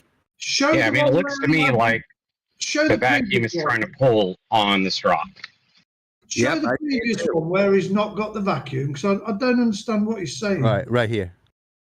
As it's de-inflating, the balloon is tilting forward. Yeah, not back. There you go. Look at that. Boom, boom, boom. It's tilting forward and forward. As the car moves forward, the balloon tilting forward. Which way has he got the? He's got. Oh, I see. Yeah, the balloon's trying, as it deflates, it's trying to lay back on its side again, isn't it? Because the way he's got it taped to the car. Yeah, because if you look, part of the balloon is pushing against like the top of what would be the windshield in the car and forcing the balloon upwards, isn't it? So Looks what like it's it, yeah. doing is that is deflating and the balloon's coming down to its natural position of being facing forward. But with the vacuum, it collapses straight down. It doesn't tilt forward until it's right at the very end, and then the car backs up a little bit. I see what you're talking about now. Yeah. Yeah, the car does back, back. It right at the moves end. back just a little bit, doesn't it? Yeah. Yep, just maybe 1/8 of an inch, but it definitely moves back. So that just confirms what we were talking about, Brian. There you go. There's your answer.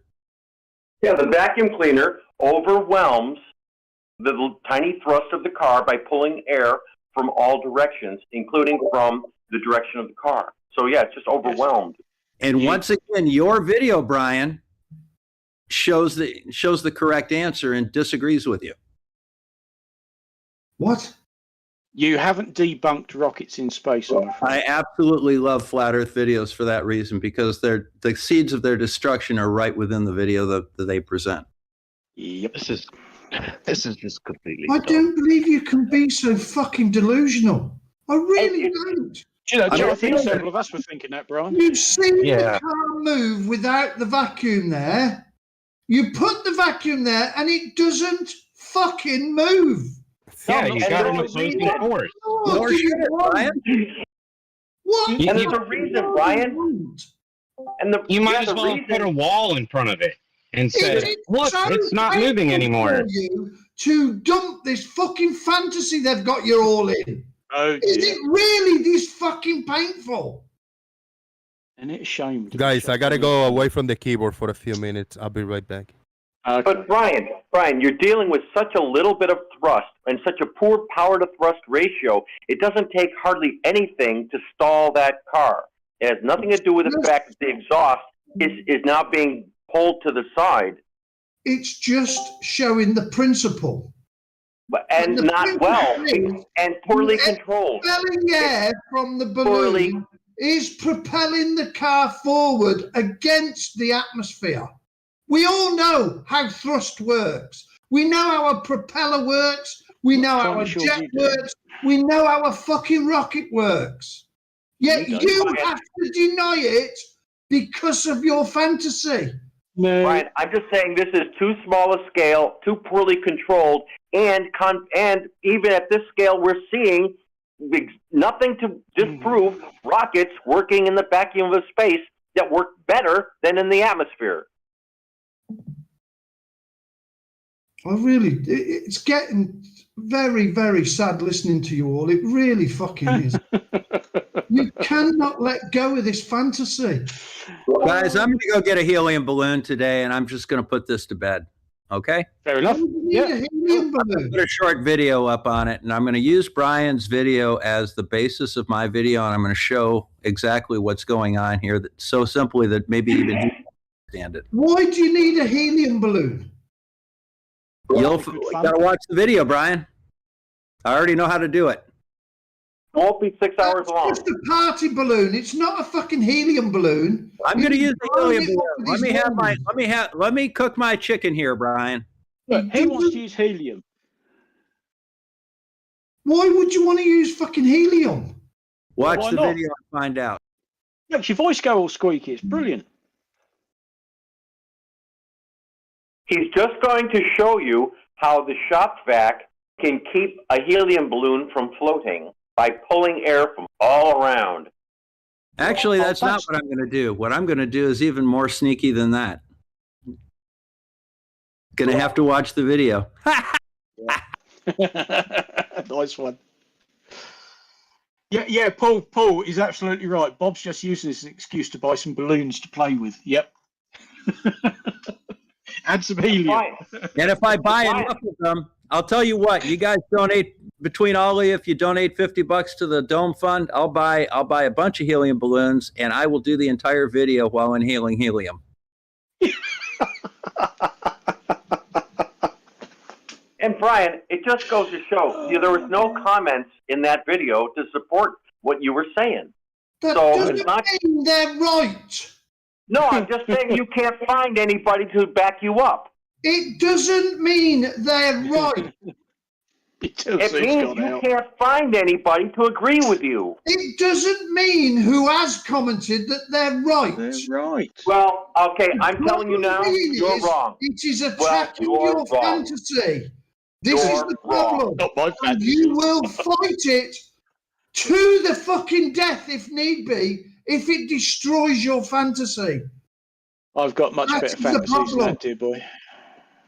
And racecarengineering.com describe the use of satellites. Yeah. Why wouldn't they? Well, yeah, they put the question out there, what does F1 cars do with GPS? And the guy, in the article, he described very well about the orbit and PDOP and reception issues from the satellites. And I put that to Brian, and Brian said they're full of crap. So that's his colleagues, race car engineers.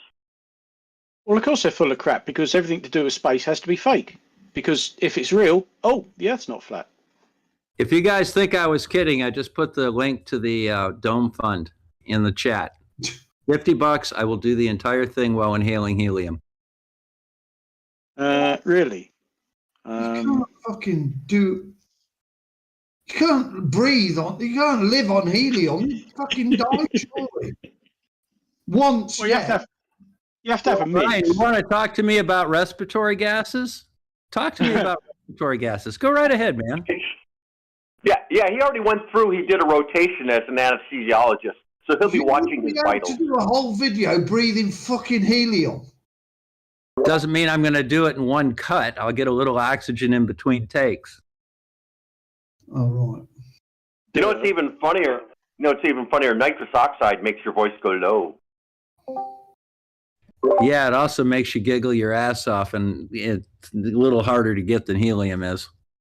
In moderation. I don't know. In moderation. I would just in moderation. I was just noticing the nitrous oxide makes the voices go low. Yeah, you can buy canisters of it though for whipped cream makers. It's what we call. I was on board our aircraft.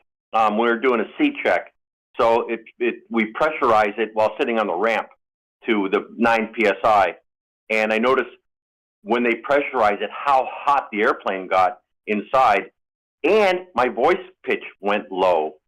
And then when they vented the airplane, because we're venting it like at 10,000 feet a minute, oh, it got so cold.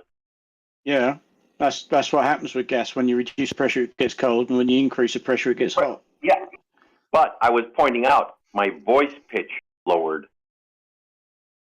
And you told us all how a refrigerator works. Yes. And Brian, refrigeration. Welcome to air conditioning. and Brian was insisting that when you compress air, it gets less dense. No, I didn't. I said it gets fucking hot. And you said less dense. Hello, I'm No, I didn't. Hello, New. I said it gets Hi. hot. Nice to see you. Thank you. You said it gets less dense. I heard you repeated that many times. The consequences of it heating up, as i.e. an air balloon, is it gets fucking less dense. But when the volume is contained, it gets more dense, like in a turbo. No. When it heats up, it gets less dense. This is why an air balloon can lift up the basket, 6 people, and all the fucking propane bottles. We want about compressing the gas, the air. When you increase the pressure, the temperature goes up. It is compressed. Look at the balloon envelope. What's pushing on the inside of the balloon envelope? These are basic gas laws. What's pushing on the balloon envelope then, if that's not a higher pressure? It's not a higher pressure, it's a lower density. Your free will is pushing. If you compress air, it will warm up. Yes. If you reduce the pressure, of the gas, it gets colder, which is why all these gas pressure reducing stations that I designed plant rooms for had to have boiler rooms. Because when you reduce the pressure of the gas to put it into your homes, it gets cold. And if it gets too cold during the winter, the whole lot freezes up. So you have to warm it back up. You reduce the pressure, and you have to have gas boilers to warm it back up via heat exchangers. It's basic gas laws, mate. What you need to educate? The story I heard about that was when they vented, when they started venting submarines and they vented the tanks, the valves froze up. And it just carried on venting and sunk. Yeah, what you need to educate Brian. Brian, I have a question. How do you pressurize Are a you balloon? still alive? I thought you were dead.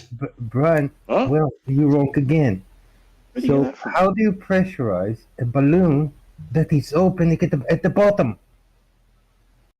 You were talking to Shag yesterday, Brian. Do you have that short-term memory? He always think I'm I'm dead. just winding him up, take that out.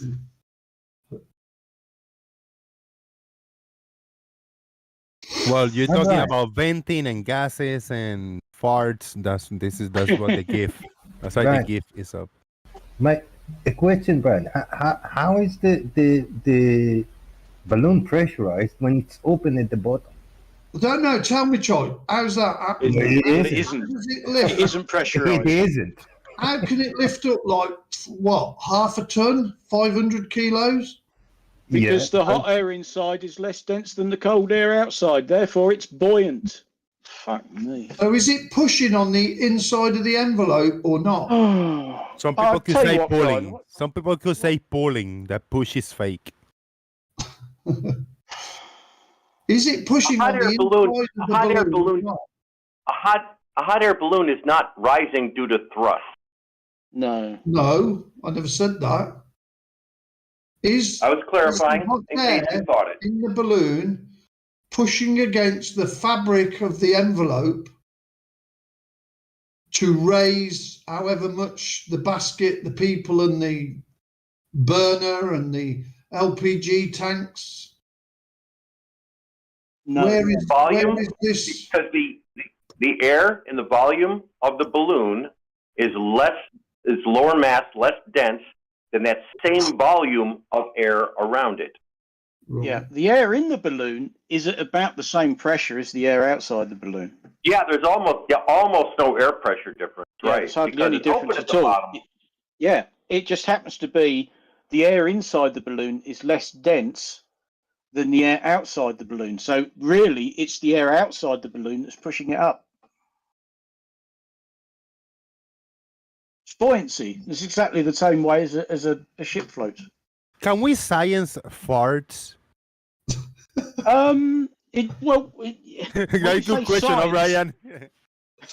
I'm sure you can. Mythbusters did it. They had him Okay. sat in the bath all day catching his farts with There you cling go. film, Nice. and they But analysed the gases. The thing that's impressive about the hot air balloon is the weight of the air inside the balloon is less than the weight of the air outside the balloon, and that's air being weighed in air.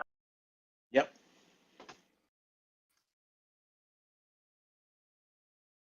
And that's how buoyancy works, boys and girls. So what's happening, farmers? Is the hot air pushing on the fabric of the balloon? What, to lift it? No.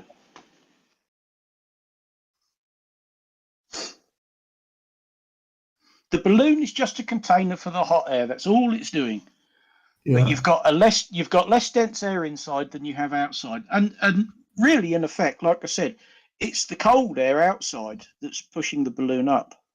So say we got a football and held it underwater. Yes. That would be the same effect as the hot air in air. It's the same principle of buoyancy, yes.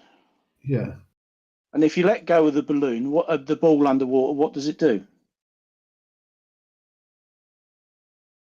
Well, it would rise, wouldn't it? Because it's yes. Because it's less dense than the water around it, so the water pushes it up.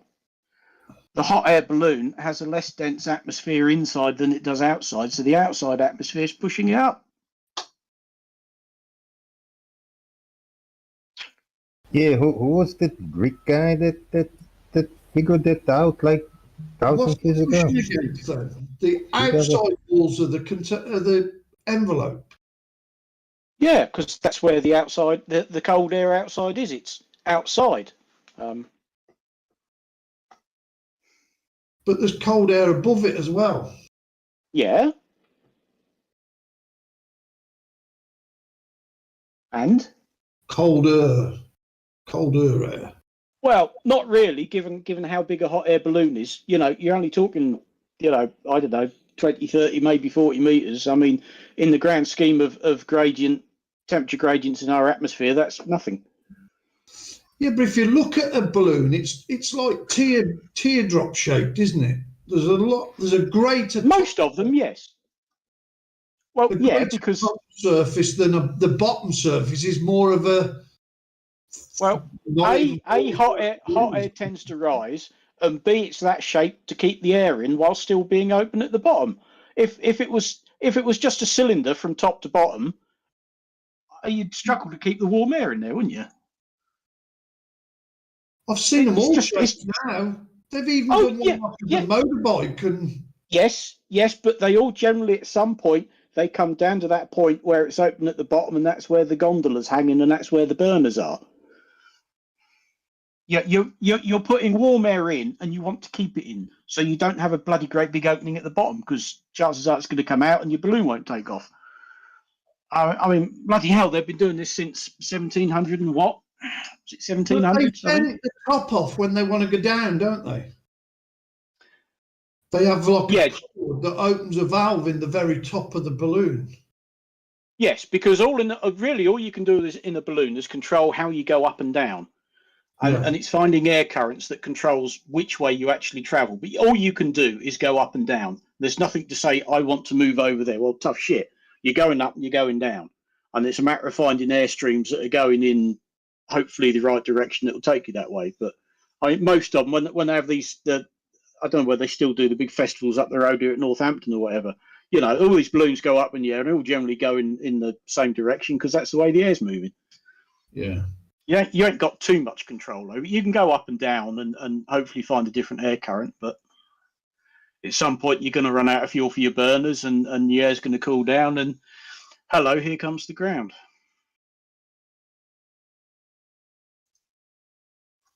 Yeah, they used to do it from Billing Aquadrome. That was it, yeah. Yeah, other side of Northampton, yeah. Yeah. Maybe. Yeah, I quite often saw it if I was out and about and go, hello, they're all, yeah, because they tend to set off fairly early in the morning, but yeah. But they all generally head off in roughly the same direction because that's the way the air happens to be moving, you know. there ain't an awful lot you can do. Like I say, you can go up and down and maybe hope to find air moving the other way, but you ain't got a lot of control over it. So to recap, I think that we can agree now that it's been sorted out, right? The rocket works on space perfectly fine, just as it's supposed to do. There's no difference. Just taking off versus when it's in space and all the good stuff, right, Brian? We good? Actually, it's more efficient in space. Yeah. There you go. Yeah. That's why SpaceX use a different engine on their second stage, don't they? Because by then it's in space. They don't use the Merlin. They use the oh god, I can't remember what's bloody called now. AN other. So that video showed proved nothing then, no?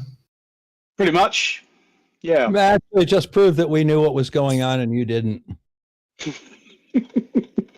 I'll try to be nice to Brian here, but you haven't debunked rockets working in space. There's a very good reason we use rockets in space, because about the only bloody thing that does work. If we could use jet engines, we would, but there's not enough atmosphere. Even as somebody pointed out earlier, ramjets. Well, that's just a way of getting a jet engine to work faster, but it still needs air in the first place. So what are them little cone-shaped, like, manoeuvring nozzles on the sides of it for? Well, you just said. What does manoeuvring mean? Brian? What are they doing there? How are they working? Ship, because control surfaces don't work, Brian. You have to use little point thrusts. And what are they pushing against then? They're in effect rockets too. Yeah, the answer hasn't changed. Yeah. When they're in space, those little manoeuvring rockets, quite often, they don't need to be rockets as in burning fuel. They just need to be able to release a gas, and it has exactly the same effect. If you're releasing a gas in that direction, then what is coming out of is going to move in the opposite direction. And you have to use them because in space, there's no atmosphere, wings, rudders, anything like that won't work. Guys, I found a paradox. Oh. The hairline paradox.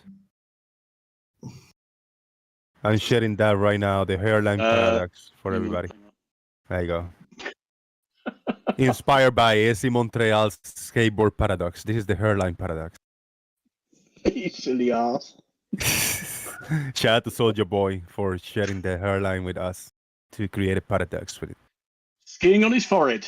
Is that the little Christmas gnome? Yeah. Is that Christmas elf? Skin in the forehead. Whoever that is. Oh dear. So yes, Brian, if you watch the film First Man, which is all about Neil Armstrong, it opens with him flying the X-15, and he actually sort of bounced off the atmosphere, and he was trying to go down, and he was actually going up, and he was up so high that all the control surfaces of the X-15 didn't work, which is why they had another system. They had little reaction control jets that basically act like little rockets, and that's how he managed to get himself back down. Because you need that when there's no atmosphere. I thought they showed that quite well.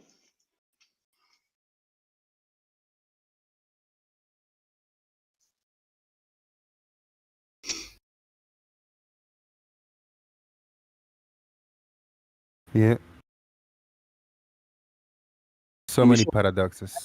On Artemis 1, the Orion, when it was adjusting its position, because they did have live footage of its little reaction control jets firing at one point.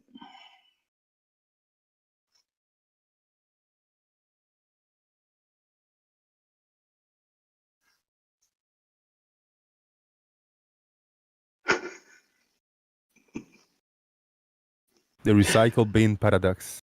Yep, I like that one. Put the trash in the trash. No! Kinds of weird shit.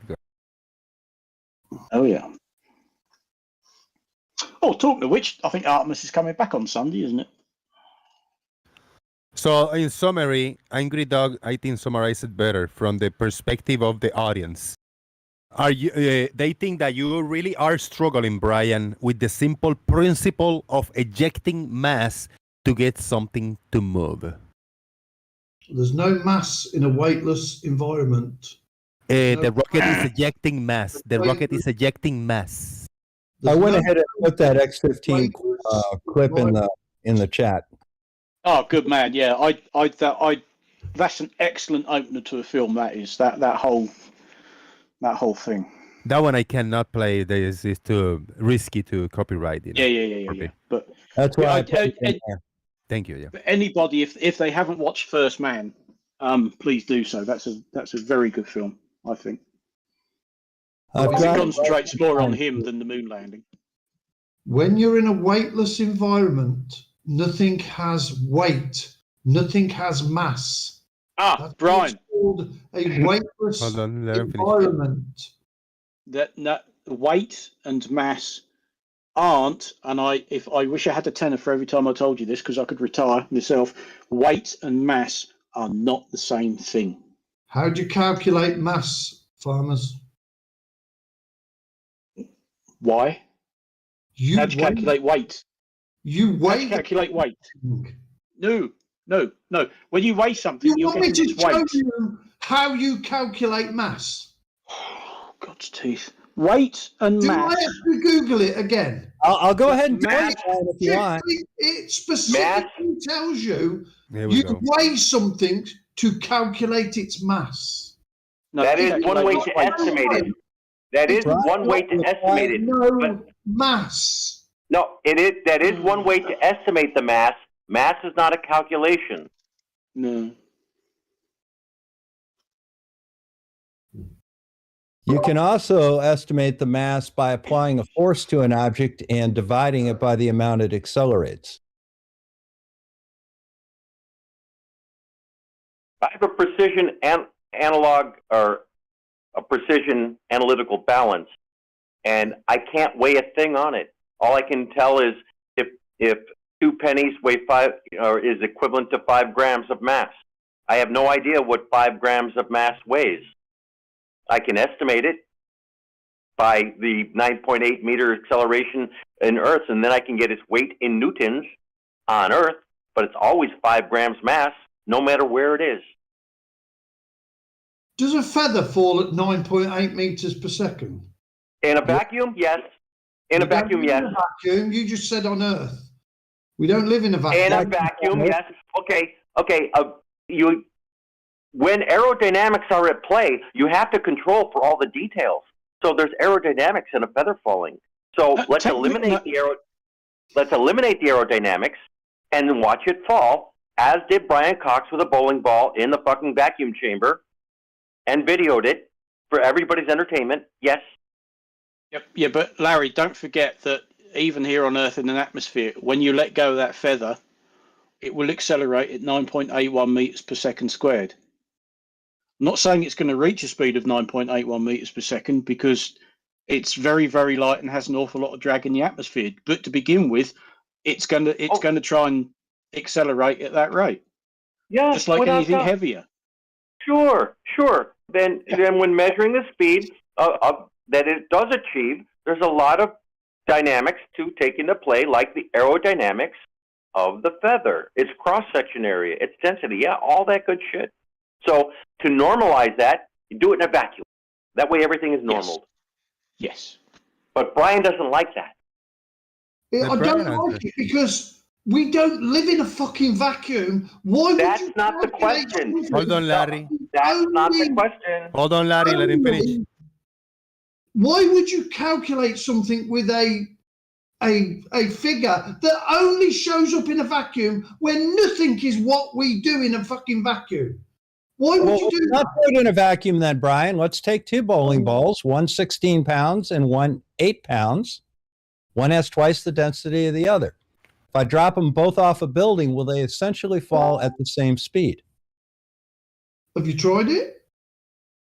Galileo That did. answers the question.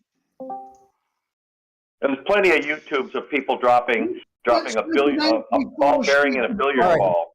Brian, will the 16-pound ball fall twice as fast as the 8-pound ball? Let's take a. No, we're going to take my example example that I just supply. gave you. No, No, let's take take my two example and 8x4 answer the sheet simple question supply, I asked and you. we'll drop one on its edge and one flat. Will they fall at the same rate? Brian, Although they're answer the question same as I fucking- put it to you. Brian, They answer the won't, question. will they? Because one is going to be affected by our atmosphere a lot more than the other. So your Really? 9.8 meters per second squared is a complete load of bollocks. Are the bowling balls, do they have a different cross section? I've never done a fucking bowling ball. If you have, you spew the results because I don't. I don't know. Yeah, they fall essentially at the same rate. There's a very slight difference based on the ratio of the air resistance to the weight, but they essentially fall at the same rate. One clearly does not fall twice as fast as the other. So density has absolutely nothing to do. Well, yes, with why I'll objects just fall give to you Earth. another scenario where we're going to use an 8x4 sheet of 3/4 ply, dropping one on its edge and dropping one flat. And what do you think is the difference between those They two? both weigh exactly the same. And what do you On a think vacuum. is the difference But between the two, Brian? But the sheet Come on, that put on your thinking cap. drop flat is going to have, I don't know, maybe 1,000 times more resistance against the air than the one dropped on its That's head. why the test is done in a vacuum to avoid Yeah, the air Brian, resistance. that won't happen. So I when gave you we a test you could do- 8 meters per Brian, second I gave you a when we test drop the you sheet could on do its in the atmosphere. Brian, I gave you a test you could do in the atmosphere we live in. That's what you wanted. I gave it to you. They will both. It's hilarious that he thinks that Right. plywood example What I'm proves his saying is, argument. where have they come up with this fucking ridiculous figure when Galileo? everyone is affected by our atmosphere differently? Galileo. Yeah, Brian. So include the aerodynamic drag coefficients of each, and then But you see how that. You don't do that. You do No. 9.8 meters. Everything drops at 9.8 meters per second. That's what you've just stated. It does. You don't say, but then we've got to work the drag coefficient out on it.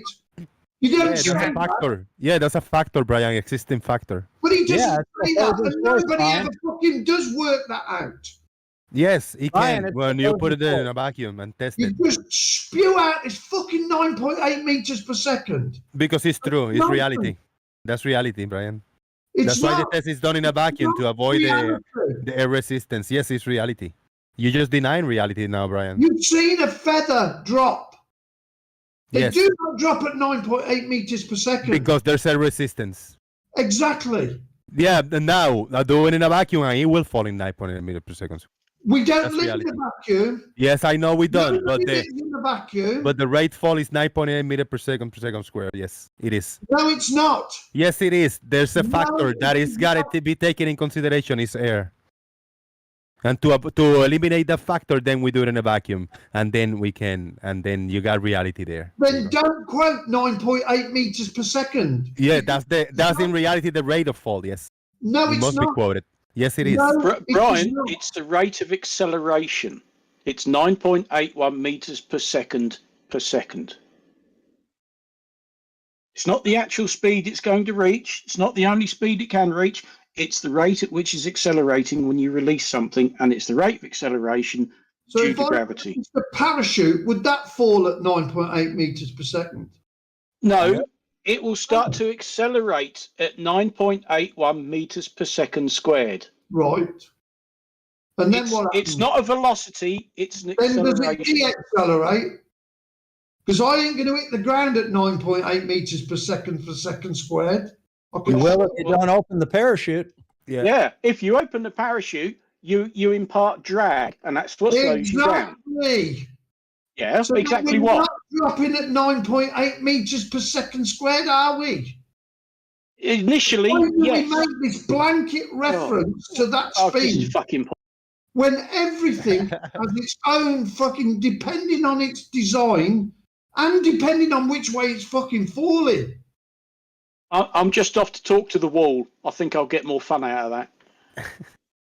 I know what you're saying, but I'm going to why go are you rejecting this blanket fucking quote of 9.8 million when nothing is exactly the same as something else when they're falling?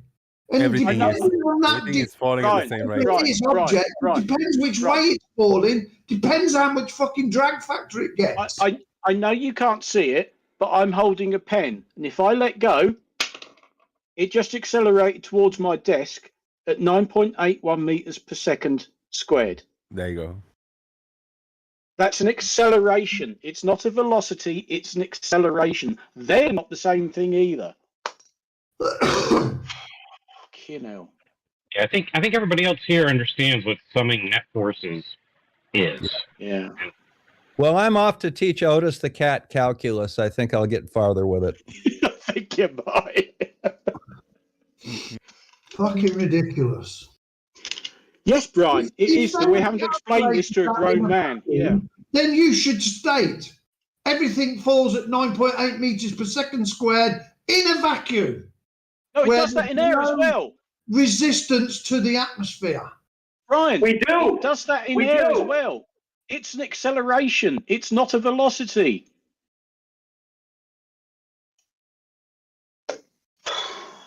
So it keeps accelerating. It might do. It depends what you're talking about. That's why there's a thing called terminal velocity. Velocity, yes. When the rate of acceleration is cancelled out by the drag imparted on it, it can't go any faster. Well, let's say which there I is believe no for somebody who's skydiving is about 180 mile an hour or something, isn't it? Well, let's say there isn't any drag. Would Well, you if there isn't any drag, that means you're Well- doing it in a vacuum. Brian, there's two possibilities. Shut up, Joy. Would you? Yeah, I heard your question. If there is, Shut up, Choik. Why? I want to hear Chaik. Everybody is Well, I don't wanna you, hear it. you talk and Chaik cannot talk. Would we keep accelerating if there was no atmosphere then? Boy, I want to hear what Chaik got to say. Go ahead, Chaik. and no Earth, right, Brian? Because we'll hit the Earth finally. Yeah. See, Chaik just got quick comments. You know, we don't. No, have to, no. I want you to tell Brian the acceleration translates either to velocity or to a force. If you don't move, it's all force. If you can move without any other forces acting on you, it's pure acceleration, and it translates to velocity.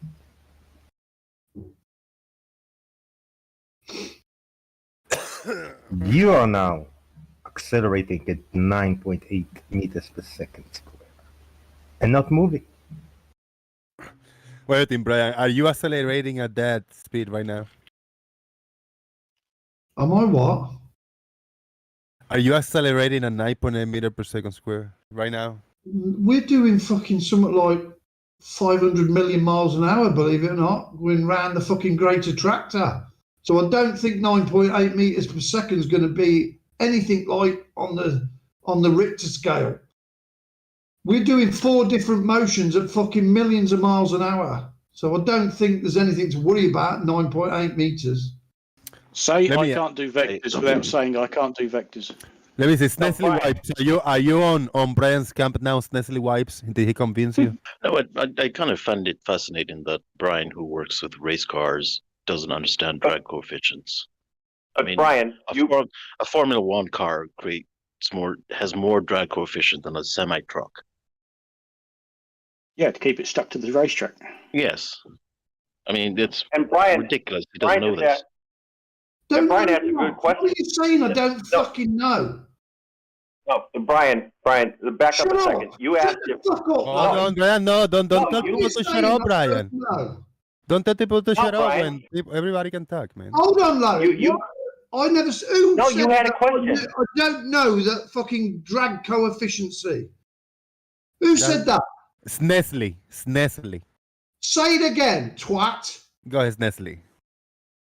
What was that about race cars? A race car, a Formula One car, has more drag coefficient than a semi truck. More you're drag coefficient. It's a higher drag coefficient than a semi truck.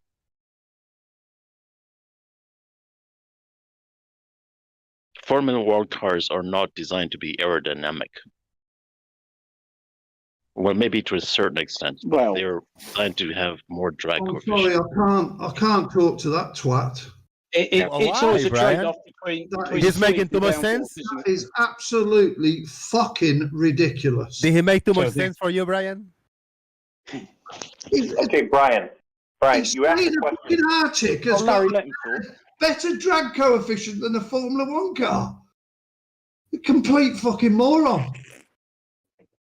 He's saying that they design race cars so that they have downforce as they move through the air. That's true, right? That's what the spoiler is for? Maybe he meant more total. Maybe did you mean more total drag as opposed to drag coefficient? Look, I don't know the exact science of it, but all I know is more drag. They induce more drag than Downforce. It induces more necessarily- downforce, which creates the drag. Yes, I agree with you. Which is But I can not tell you a flat-fronted So therefore, fucking Arctic. yeah. So therefore, they have a higher drag coefficient than a semi truck. It's my point. Now, I don't think it's the coefficient. What you're looking at is the fact that a race car is doing 200 miles an hour and a semi truck is doing 60 miles an hour. So the race car has a higher drag load, but not necessarily the coefficient, because it's doing twice the speed and the total drag is exponential. So I don't think it's. I think you're improperly using the word coefficient, but total drag load. That's how they measure it. I'm just saying how they measure it. What I've read, they say it's a drag coefficient. So Yeah, I think you said it. I apologise. I think you said it wrong. But that's got nothing to do with it. The fact of the matter is, not everything drops at 9.8 meters per second squared in our atmosphere. It does initially.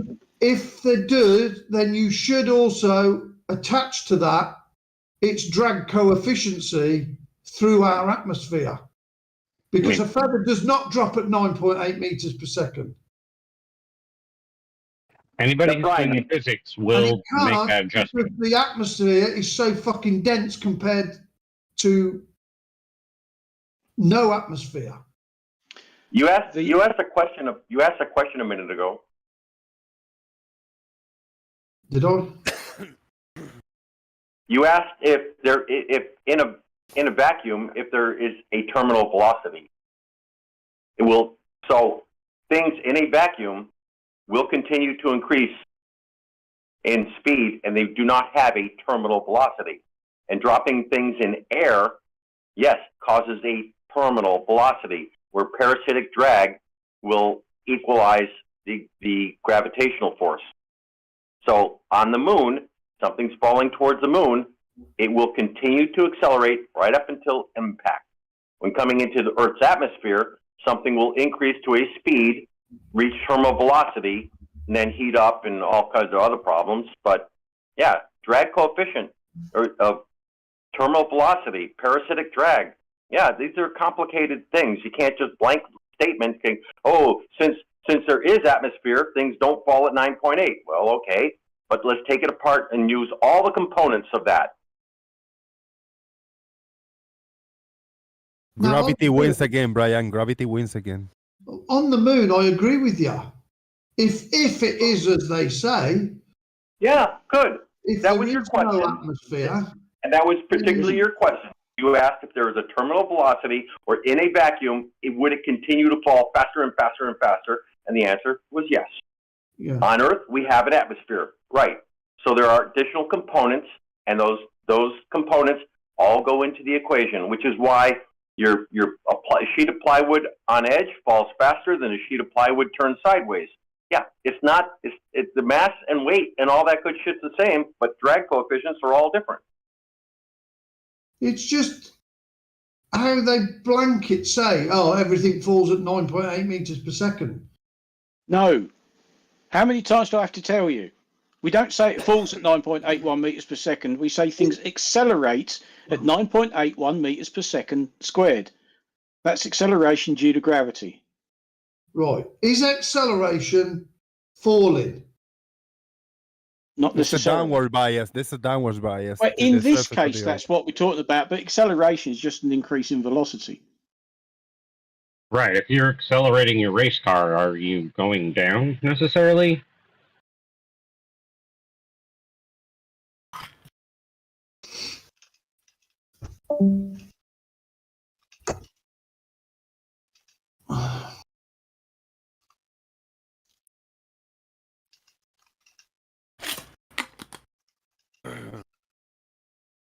What is on the moon? Is there transformers on the moon? No. On the other side, there may be. Maybe. I'll tell you what. There's bags of poo.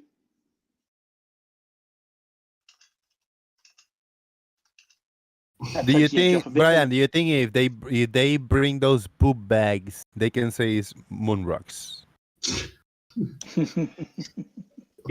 I mean, I'm kind of curious what they're like after all these years.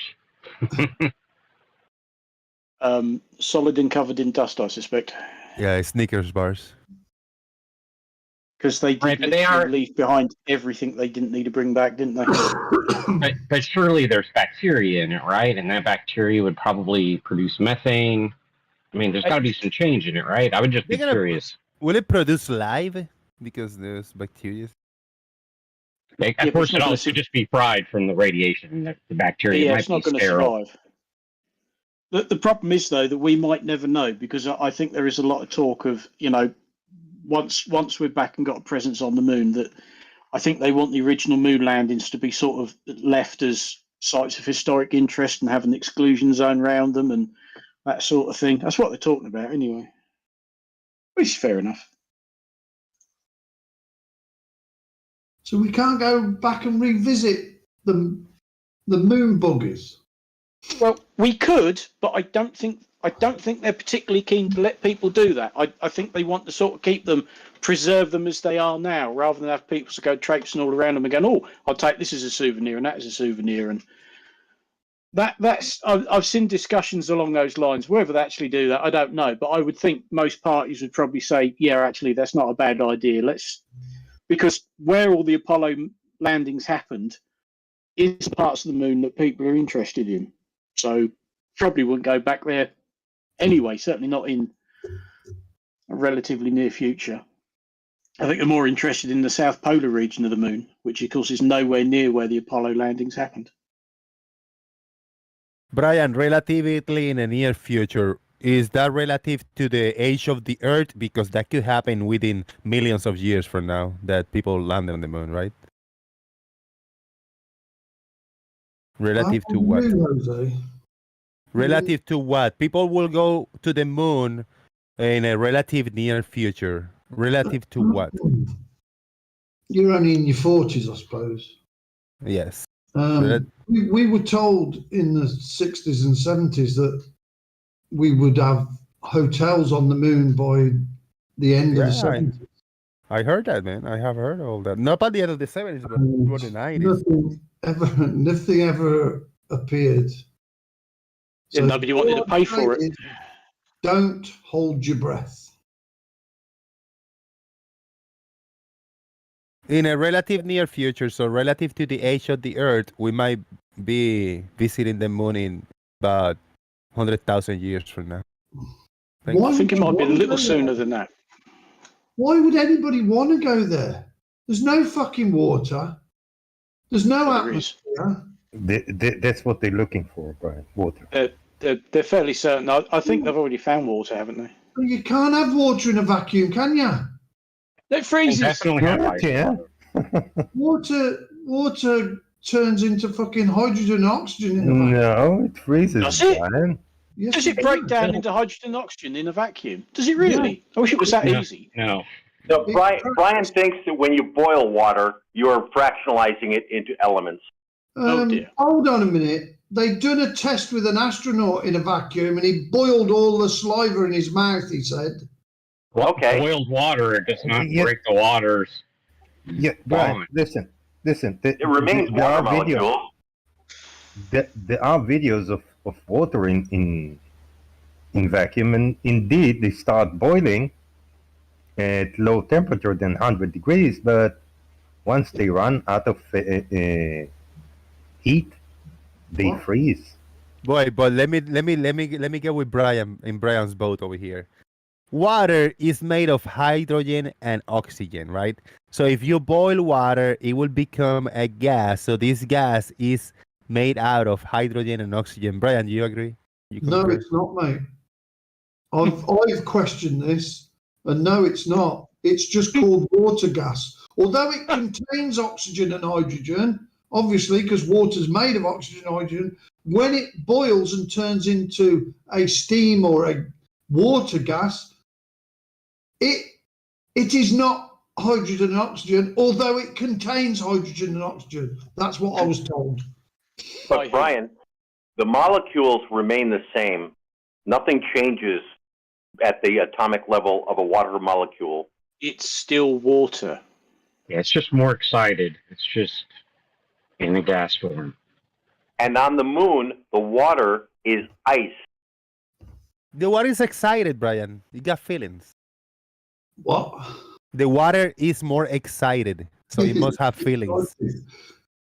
So, although it's turned into a gas, which they call water gas, does that still contain hydrogen and oxygen? The same molecules as when it was liquid. Nothing has changed fundamentally about the water molecule. It is not, when you boil it, it is not free oxygen and free hydrogen. It is still the water molecule. Steam does not burn. And if you fractionalize the water into its components, hydrogen and oxygen, through electrolysis, then those gases can recombine by combustion. It's quite an exciting thing, too, if you do that. It's and very dangerous. I just realized it's Taco Tuesday, man. But I don't have any ingredients for Taco Tuesday. So you're saying you can crack water gas into hydrogen and oxygen? It's very easy to do. I have done it. Yes, it's very easy to do. Guys, there's an inherent problem here. Brian needs to define what he's talking about when he says water gas. Well, that would be water. Boiling it, yeah. Boiling it. Larry, hang. There's a reason for this. Brian, when you say water gas, what exactly are you talking about? And there's a reason for me asking this. Evaporated water. That's not what water gas is. Water gas is something else entirely. It's a type of fuel gas. It's a mixture of carbon monoxide and hydrogen. How do we get water gas then? In a totally different process. It's not water. It's not steam. It's something else. You're confusing terms again. Okay, let's start again. I believe what Brian was talking about. When a puddle evaporates, what does it do? That's water in a gaseous state, which when you're calling it water gas, I think he's just using that name incorrectly. Well, there may be water gas. There is something else that's already called water gas. Right. So he was. I took what Brian said to be water that's been boiled into steam, which is gaseous water, and nothing has changed about the water fundamentally. Now, if you go through electrolysis, you're not boiling it; you're actually fractionalizing it into its component atoms of oxygen and hydrogen. They can be collected, and neither one of them are water. And you can bring them back together and ignite them, and they will return to water. Larry, no personal attacks. You call Brian a fondy mentally. You call him fondy and you call him mentally. So you didn't answer my question. What is it when a puddle evaporates? What is that turning into? Water vapor. That's There you water vapor. No water gas. I think water Not gas wa- is something else. Water gas is something else completely. You shouldn't call it that. Right. Yeah, water gas is a product that's not really, relevant in that name. But evaporated water is still water. Steam. How about the term steam? No, it's not steam. He's just told you that. That's a different form, and that's still just water as well. Cold steam, there's such thing as cold steam, yeah, because as you pointed out, if you take a dish of water and it evaporates, what's coming off it is in fact water, which is evaporated, which is a steam.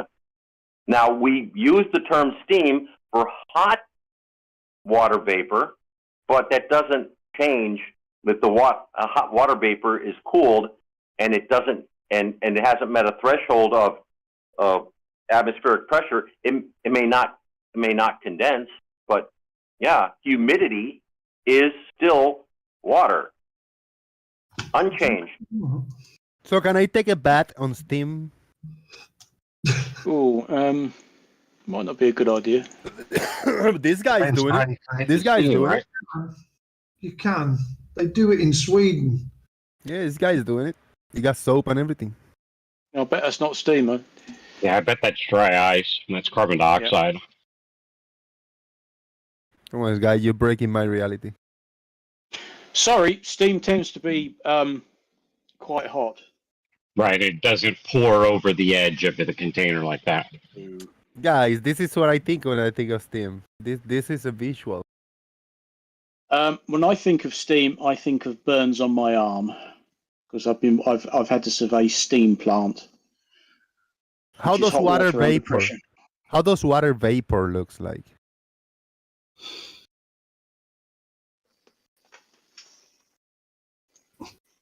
Completely transparent. Yeah. So you don't see it. Well, I water see it. vapor and steam are two different things. Like steam is Water vapor is not transparent. It's a gray, whitish gray. yeah. That's basically steam cooling down. Those are micro droplets of They're just the droplets of water in it. right. And if you go to it like a steam boiler for a real steam engine, and you vent it right at the tank, what comes out is transparent and clear till it reaches the cooler part of the room.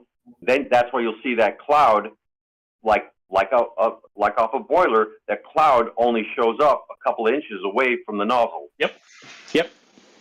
That's why we get clouds. Clouds are a condensed form of water vapor. Water vapor itself you can't see, but when it drops in temperature and condenses, Yeah, it's called humidity. In my room here, I got 15% relative humidity, and I can't see it. Correct. You got it the wrong way around. It's steam is. Yeah, I thought steam. Visual, and water vapor is Go ahead, Earth is life. No, I was just gonna say what. Not sure who was speaking, but I thought steam was the one that was invisible until it cools down and condenses in it, and then you see water vapor. Yeah. It's a murky description where you're saying water vapor, steam, and gaseous water. In technical terms, these are different scenarios. Yes. So What do you need to create a rainbow? Is it water steam, water vapor, water gas? Droplets. Liquid water then. yes, you actually need droplets because the rainbow is the light reflecting internally inside the droplets of water. But droplet is considered liquid. Well, yeah, it's a liquid, yes, but it is Not actually gaseous droplets of water. or solid. Okay. Yeah, solid water's called ice. Be right back in a minute. It's a good thing about water; it can exist in so many different states. And the water on the moon is still water, but it's ice. Yes. Yes, water vapor in the atmosphere is completely transparent. You can't see it. When it condenses, you get clouds. And as that cloud coming off the boiling pot, we call that water vapor, but that's incorrect technically.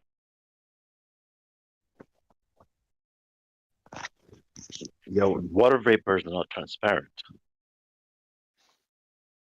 Water vapor is visible. Steam is transparent.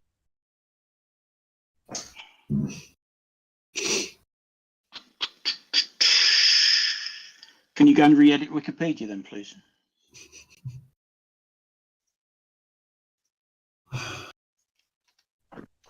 Sorry, say again? Can you go and edit the water vapor page on Wikipedia then, please? Hey. We're just going to disagree to agree, okay? Damn it. What are you, a flat earther? You're all flat earthers, you just don't realise it. Oh, Brian, come on. Come on, you can do better than that. Even you're not a flat earther. You're just doing it for shits and giggles. This is so much better with Brian turned down. He's calmed down. I wonder whether has Susan come back? She got to bed. Well, sounds like you're going to be following her. I should be. I've got to be up at fucking 2 o'clock. When's your flight to Antarctica? Antarctica, Brian? I don't know. We're gonna go by boat, I think, see if we get stopped. Okay. Where are you going from? Well, looking on the map, it looks like the tip of South America is right next to the fucking place. Okay, well, sweet. It's the closest land, yeah. So you'll get some sunshine before you freeze to death, then, yeah. Yeah, so well, in Antarctica, I'm sure you can get both at the same time, can't you? Just because the sun's out doesn't mean to say it's warm.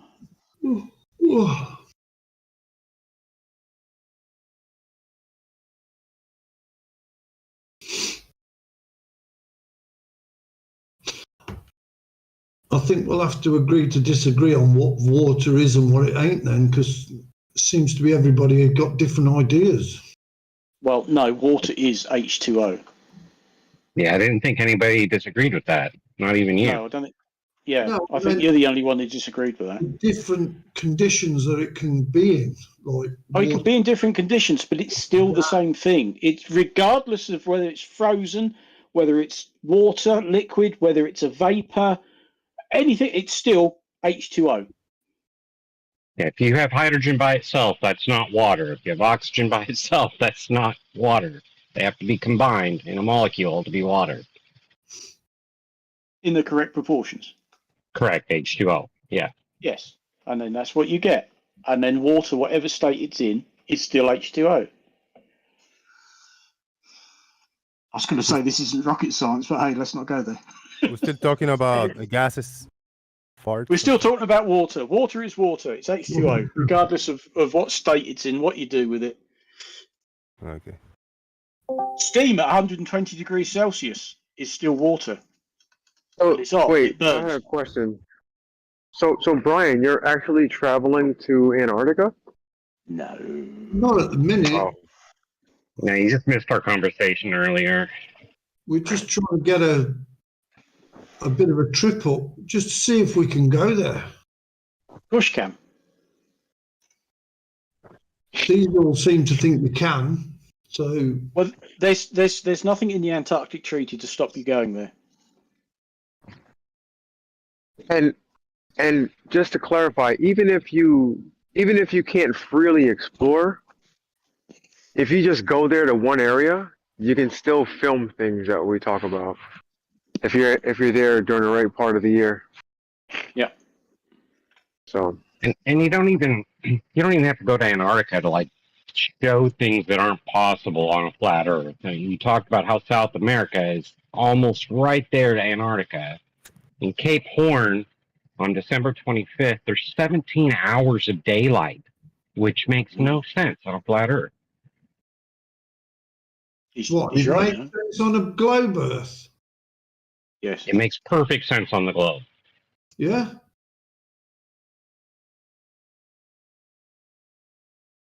Yes, it does, and it's been observed. And we know why. Should we believe it, Brian? Should we believe that, Brian? Question everything, Jose. But we are told by the professionals. There's nothing wrong with asking questions. It's when you ignore the answers because they don't suit your bizarre belief system. Do we need an alternative for stuff, Brian? Or can we just deny what is told to us?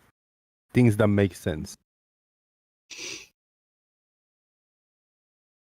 I am told things and explanations of things that make sense in reality. But then if I say no, I think I should have an alternative for that. Or it's unfair just to deny it just because. I mean, it's fair. It's kind of my thing. I could just deny it and live in denial. What do you think?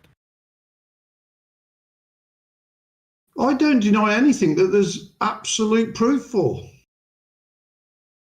Welcome to the globe. If somebody could come up and show me a physical measurement of 8 inches drop in a mile of water, I would be back on the globe tomorrow. But nobody can do it. If there's somebody can show me a physical measurement of the 4 rotations Earth's supposed to be doing, I'd be on the globe tomorrow. 11.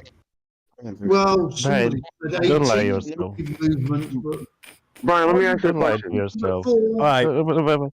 Don't lie to yourself. Hold on. think That you was will. Earth is life first and then Lubo. Earth is life. So, Brian, if I have someone who is 5 feet tall and then someone who's 7 feet tall standing next to each other, do I have to measure the 7 foot tall person to know whether or not he's taller than the 5 foot person? If you want to know his exact height, yes. If you just want a comparison, then no. Okay, well, that's a good answer. So when I show crosshairs hitting the top of a building at 15 miles, I don't think I have to measure whether or not the crosshairs are hitting the top of the building, right? I can literally see it happening. Right. Yes. Is there anything else that could be altering what you're looking at? Well, possibly, but I think it'd be in the opposite direction. Yeah, the tool being wrong, the tool being measuring wrong.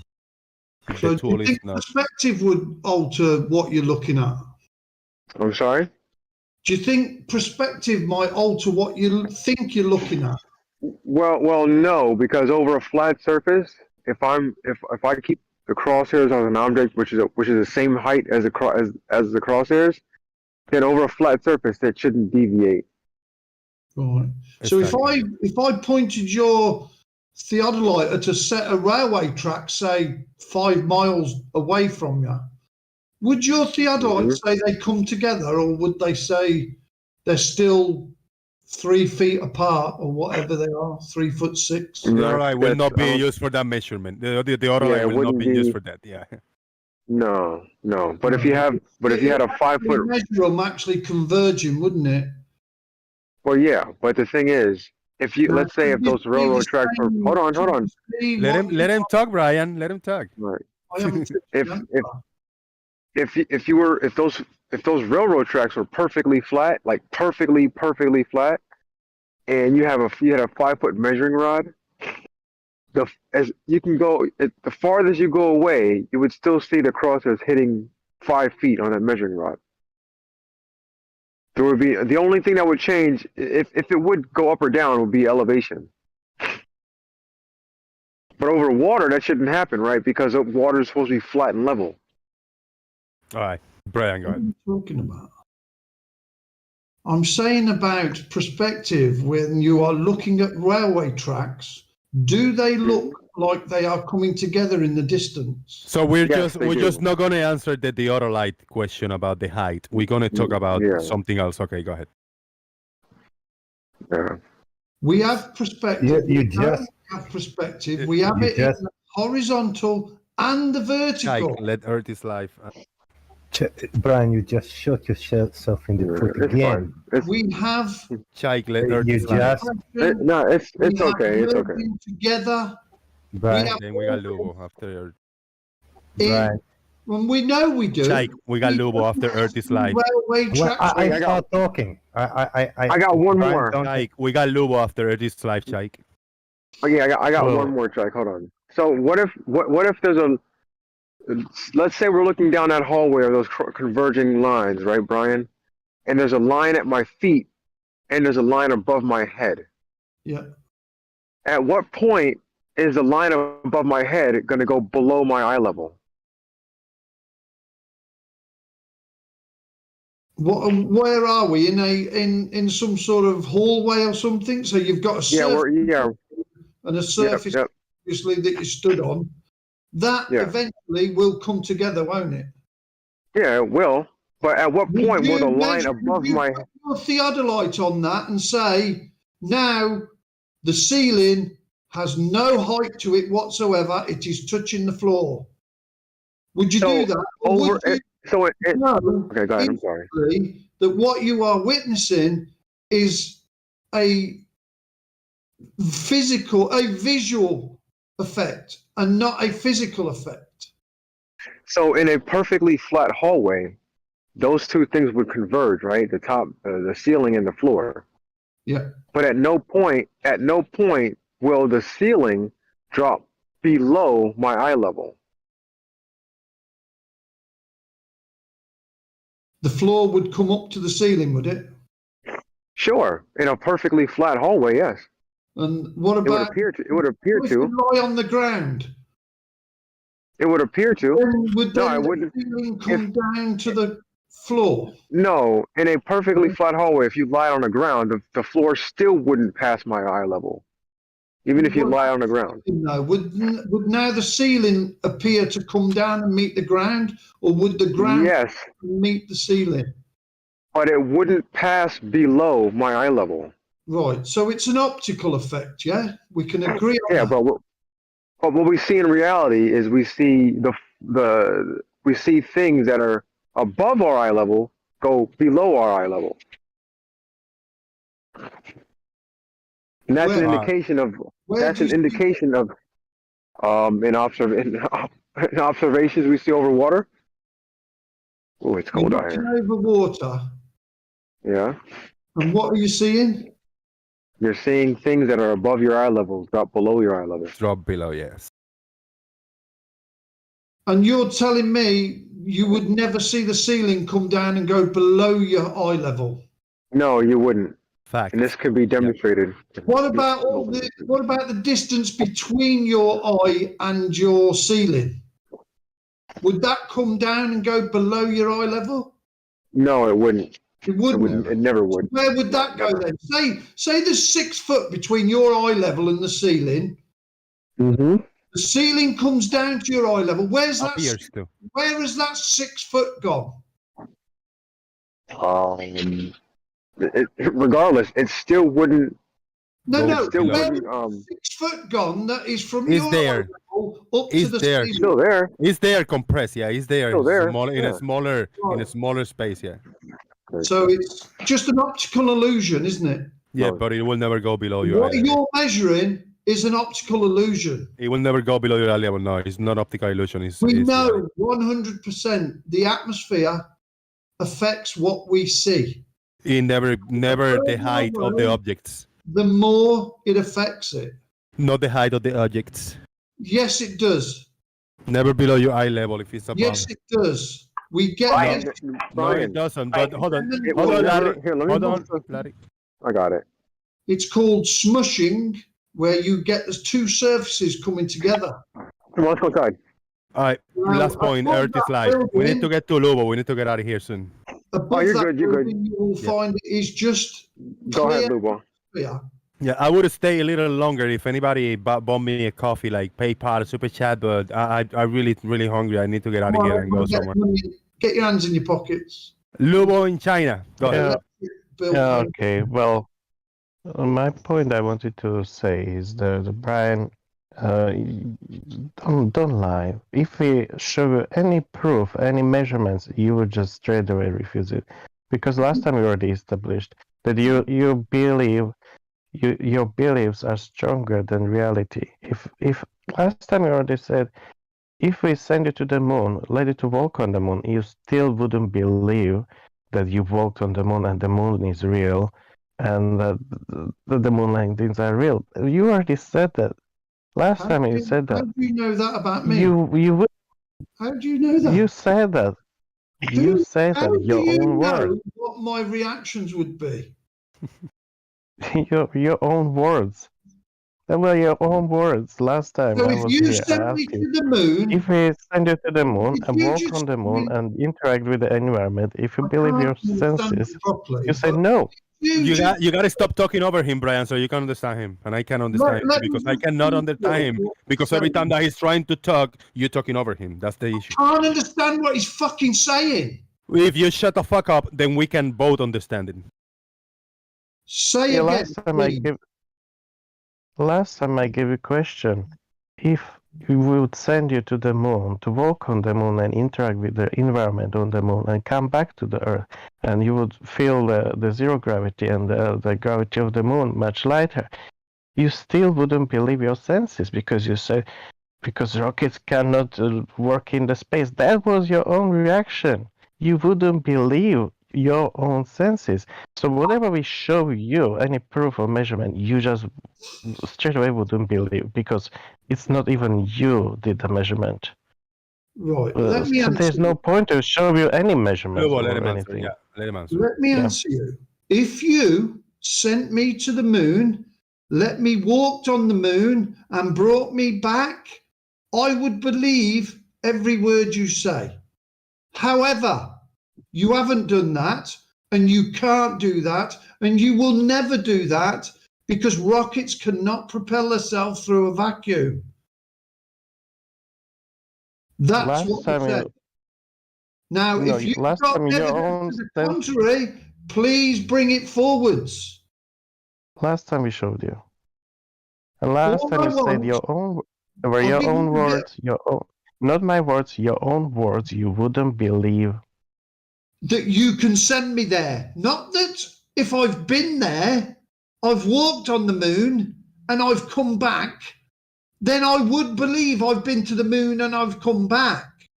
What I said to you can was, watch it in, you cannot send me there. you can watch it in replay. You say you wouldn't believe. Right, You, let me give you if we this send you there, if we homework. send you there walking on the moon, that were your own words. Let me give you this piece Your of own words. No, I think he said the same he just said now.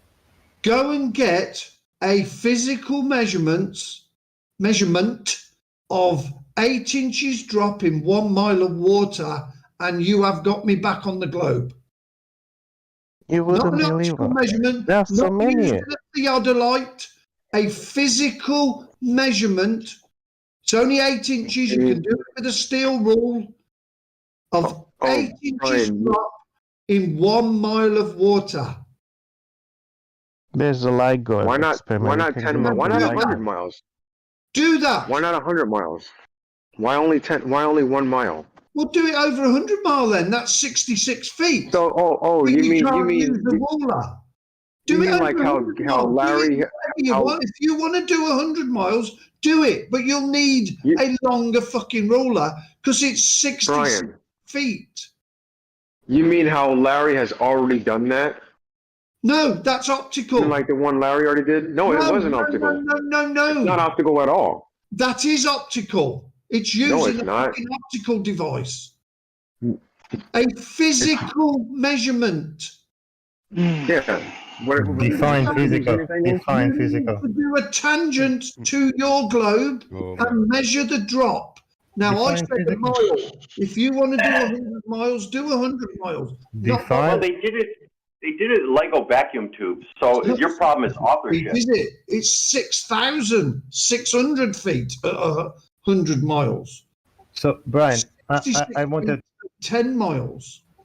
Back to your shooting in your own foot. So if I have two rails that are perfectly straight, right? They don't deviate right or left. They are perfectly straight.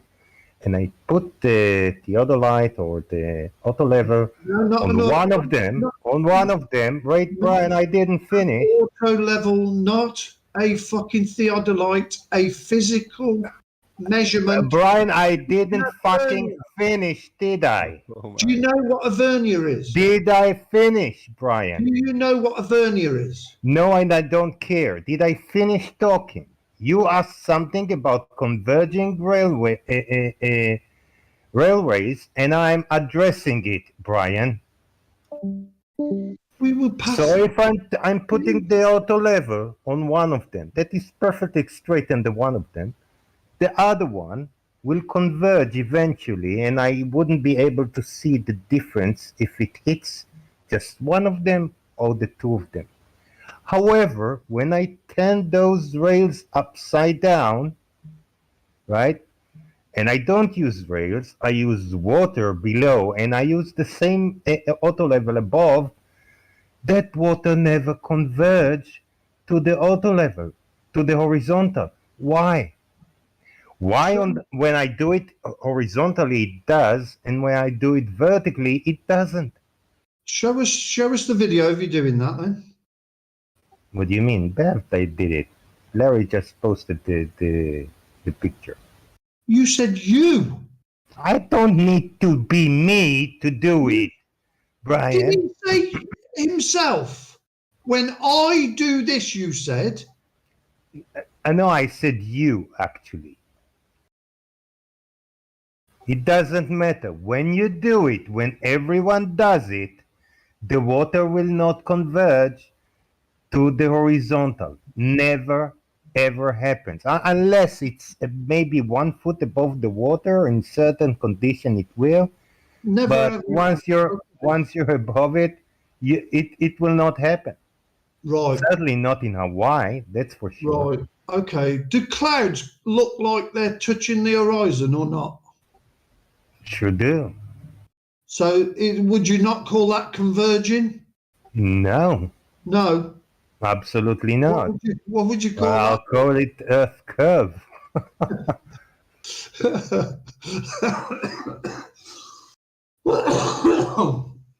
Right. The cloud converge.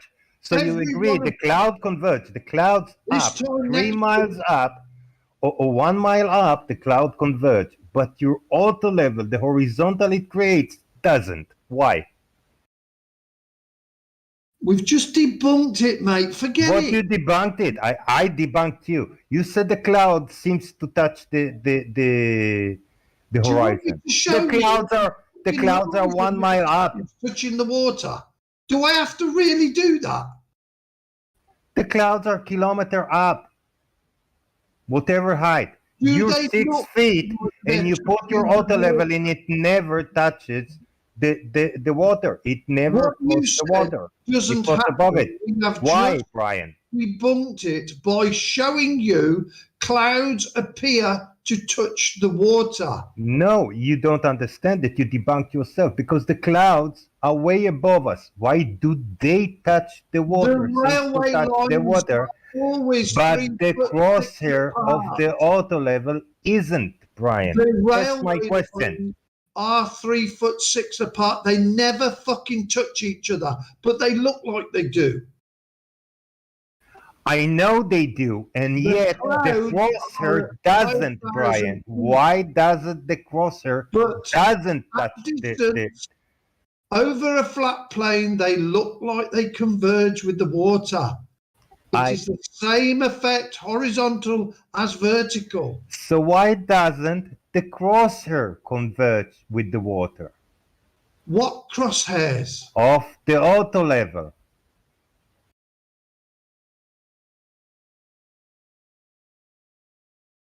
If the crosser is pointing straight away, and the water is pointing straight away, and the cloud is pointing straight away, then if the cloud crossed the water, then the crosser needs to cross the water, and it doesn't.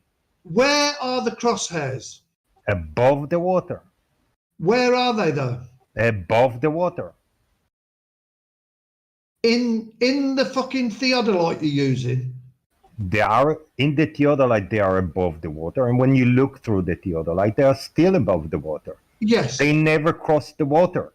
However, the cloud that is kilometer high above you does. Why? Crosshairs are in the machine you are using. They are not where you are looking at.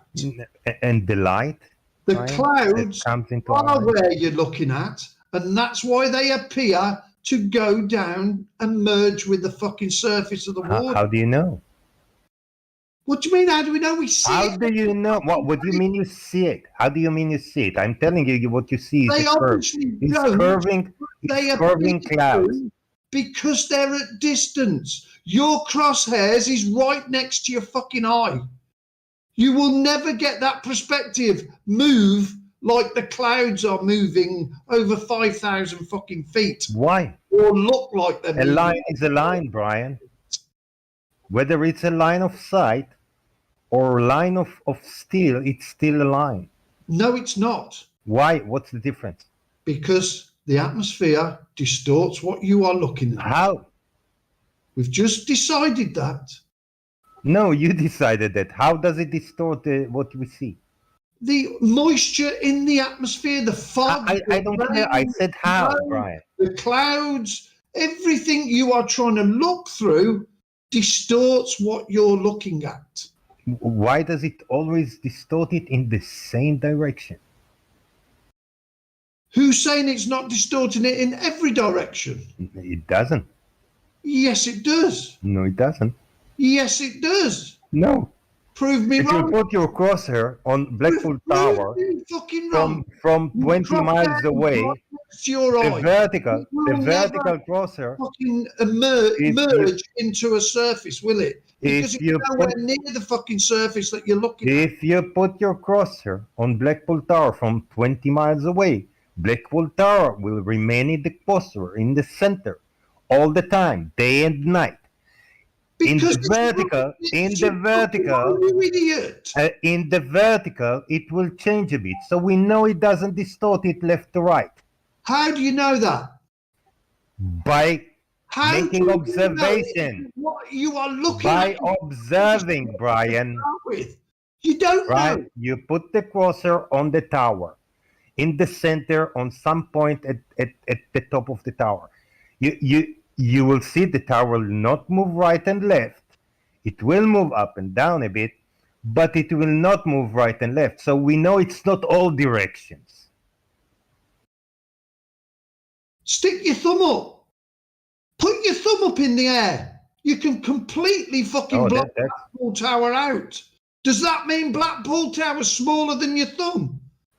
Brian, that's stupid to say, even for you. That's a stupid thing to say. You want to measure optical distortions and gain fucking measurements from them. What it has to do, what your thumb has to do with optical distortions. It's fucking nearly 9 o'clock. I've got to be up at 2. Listen, I'll set you all a task. This time next week, get me a physical measurement of you doing it. Define physical, Brian.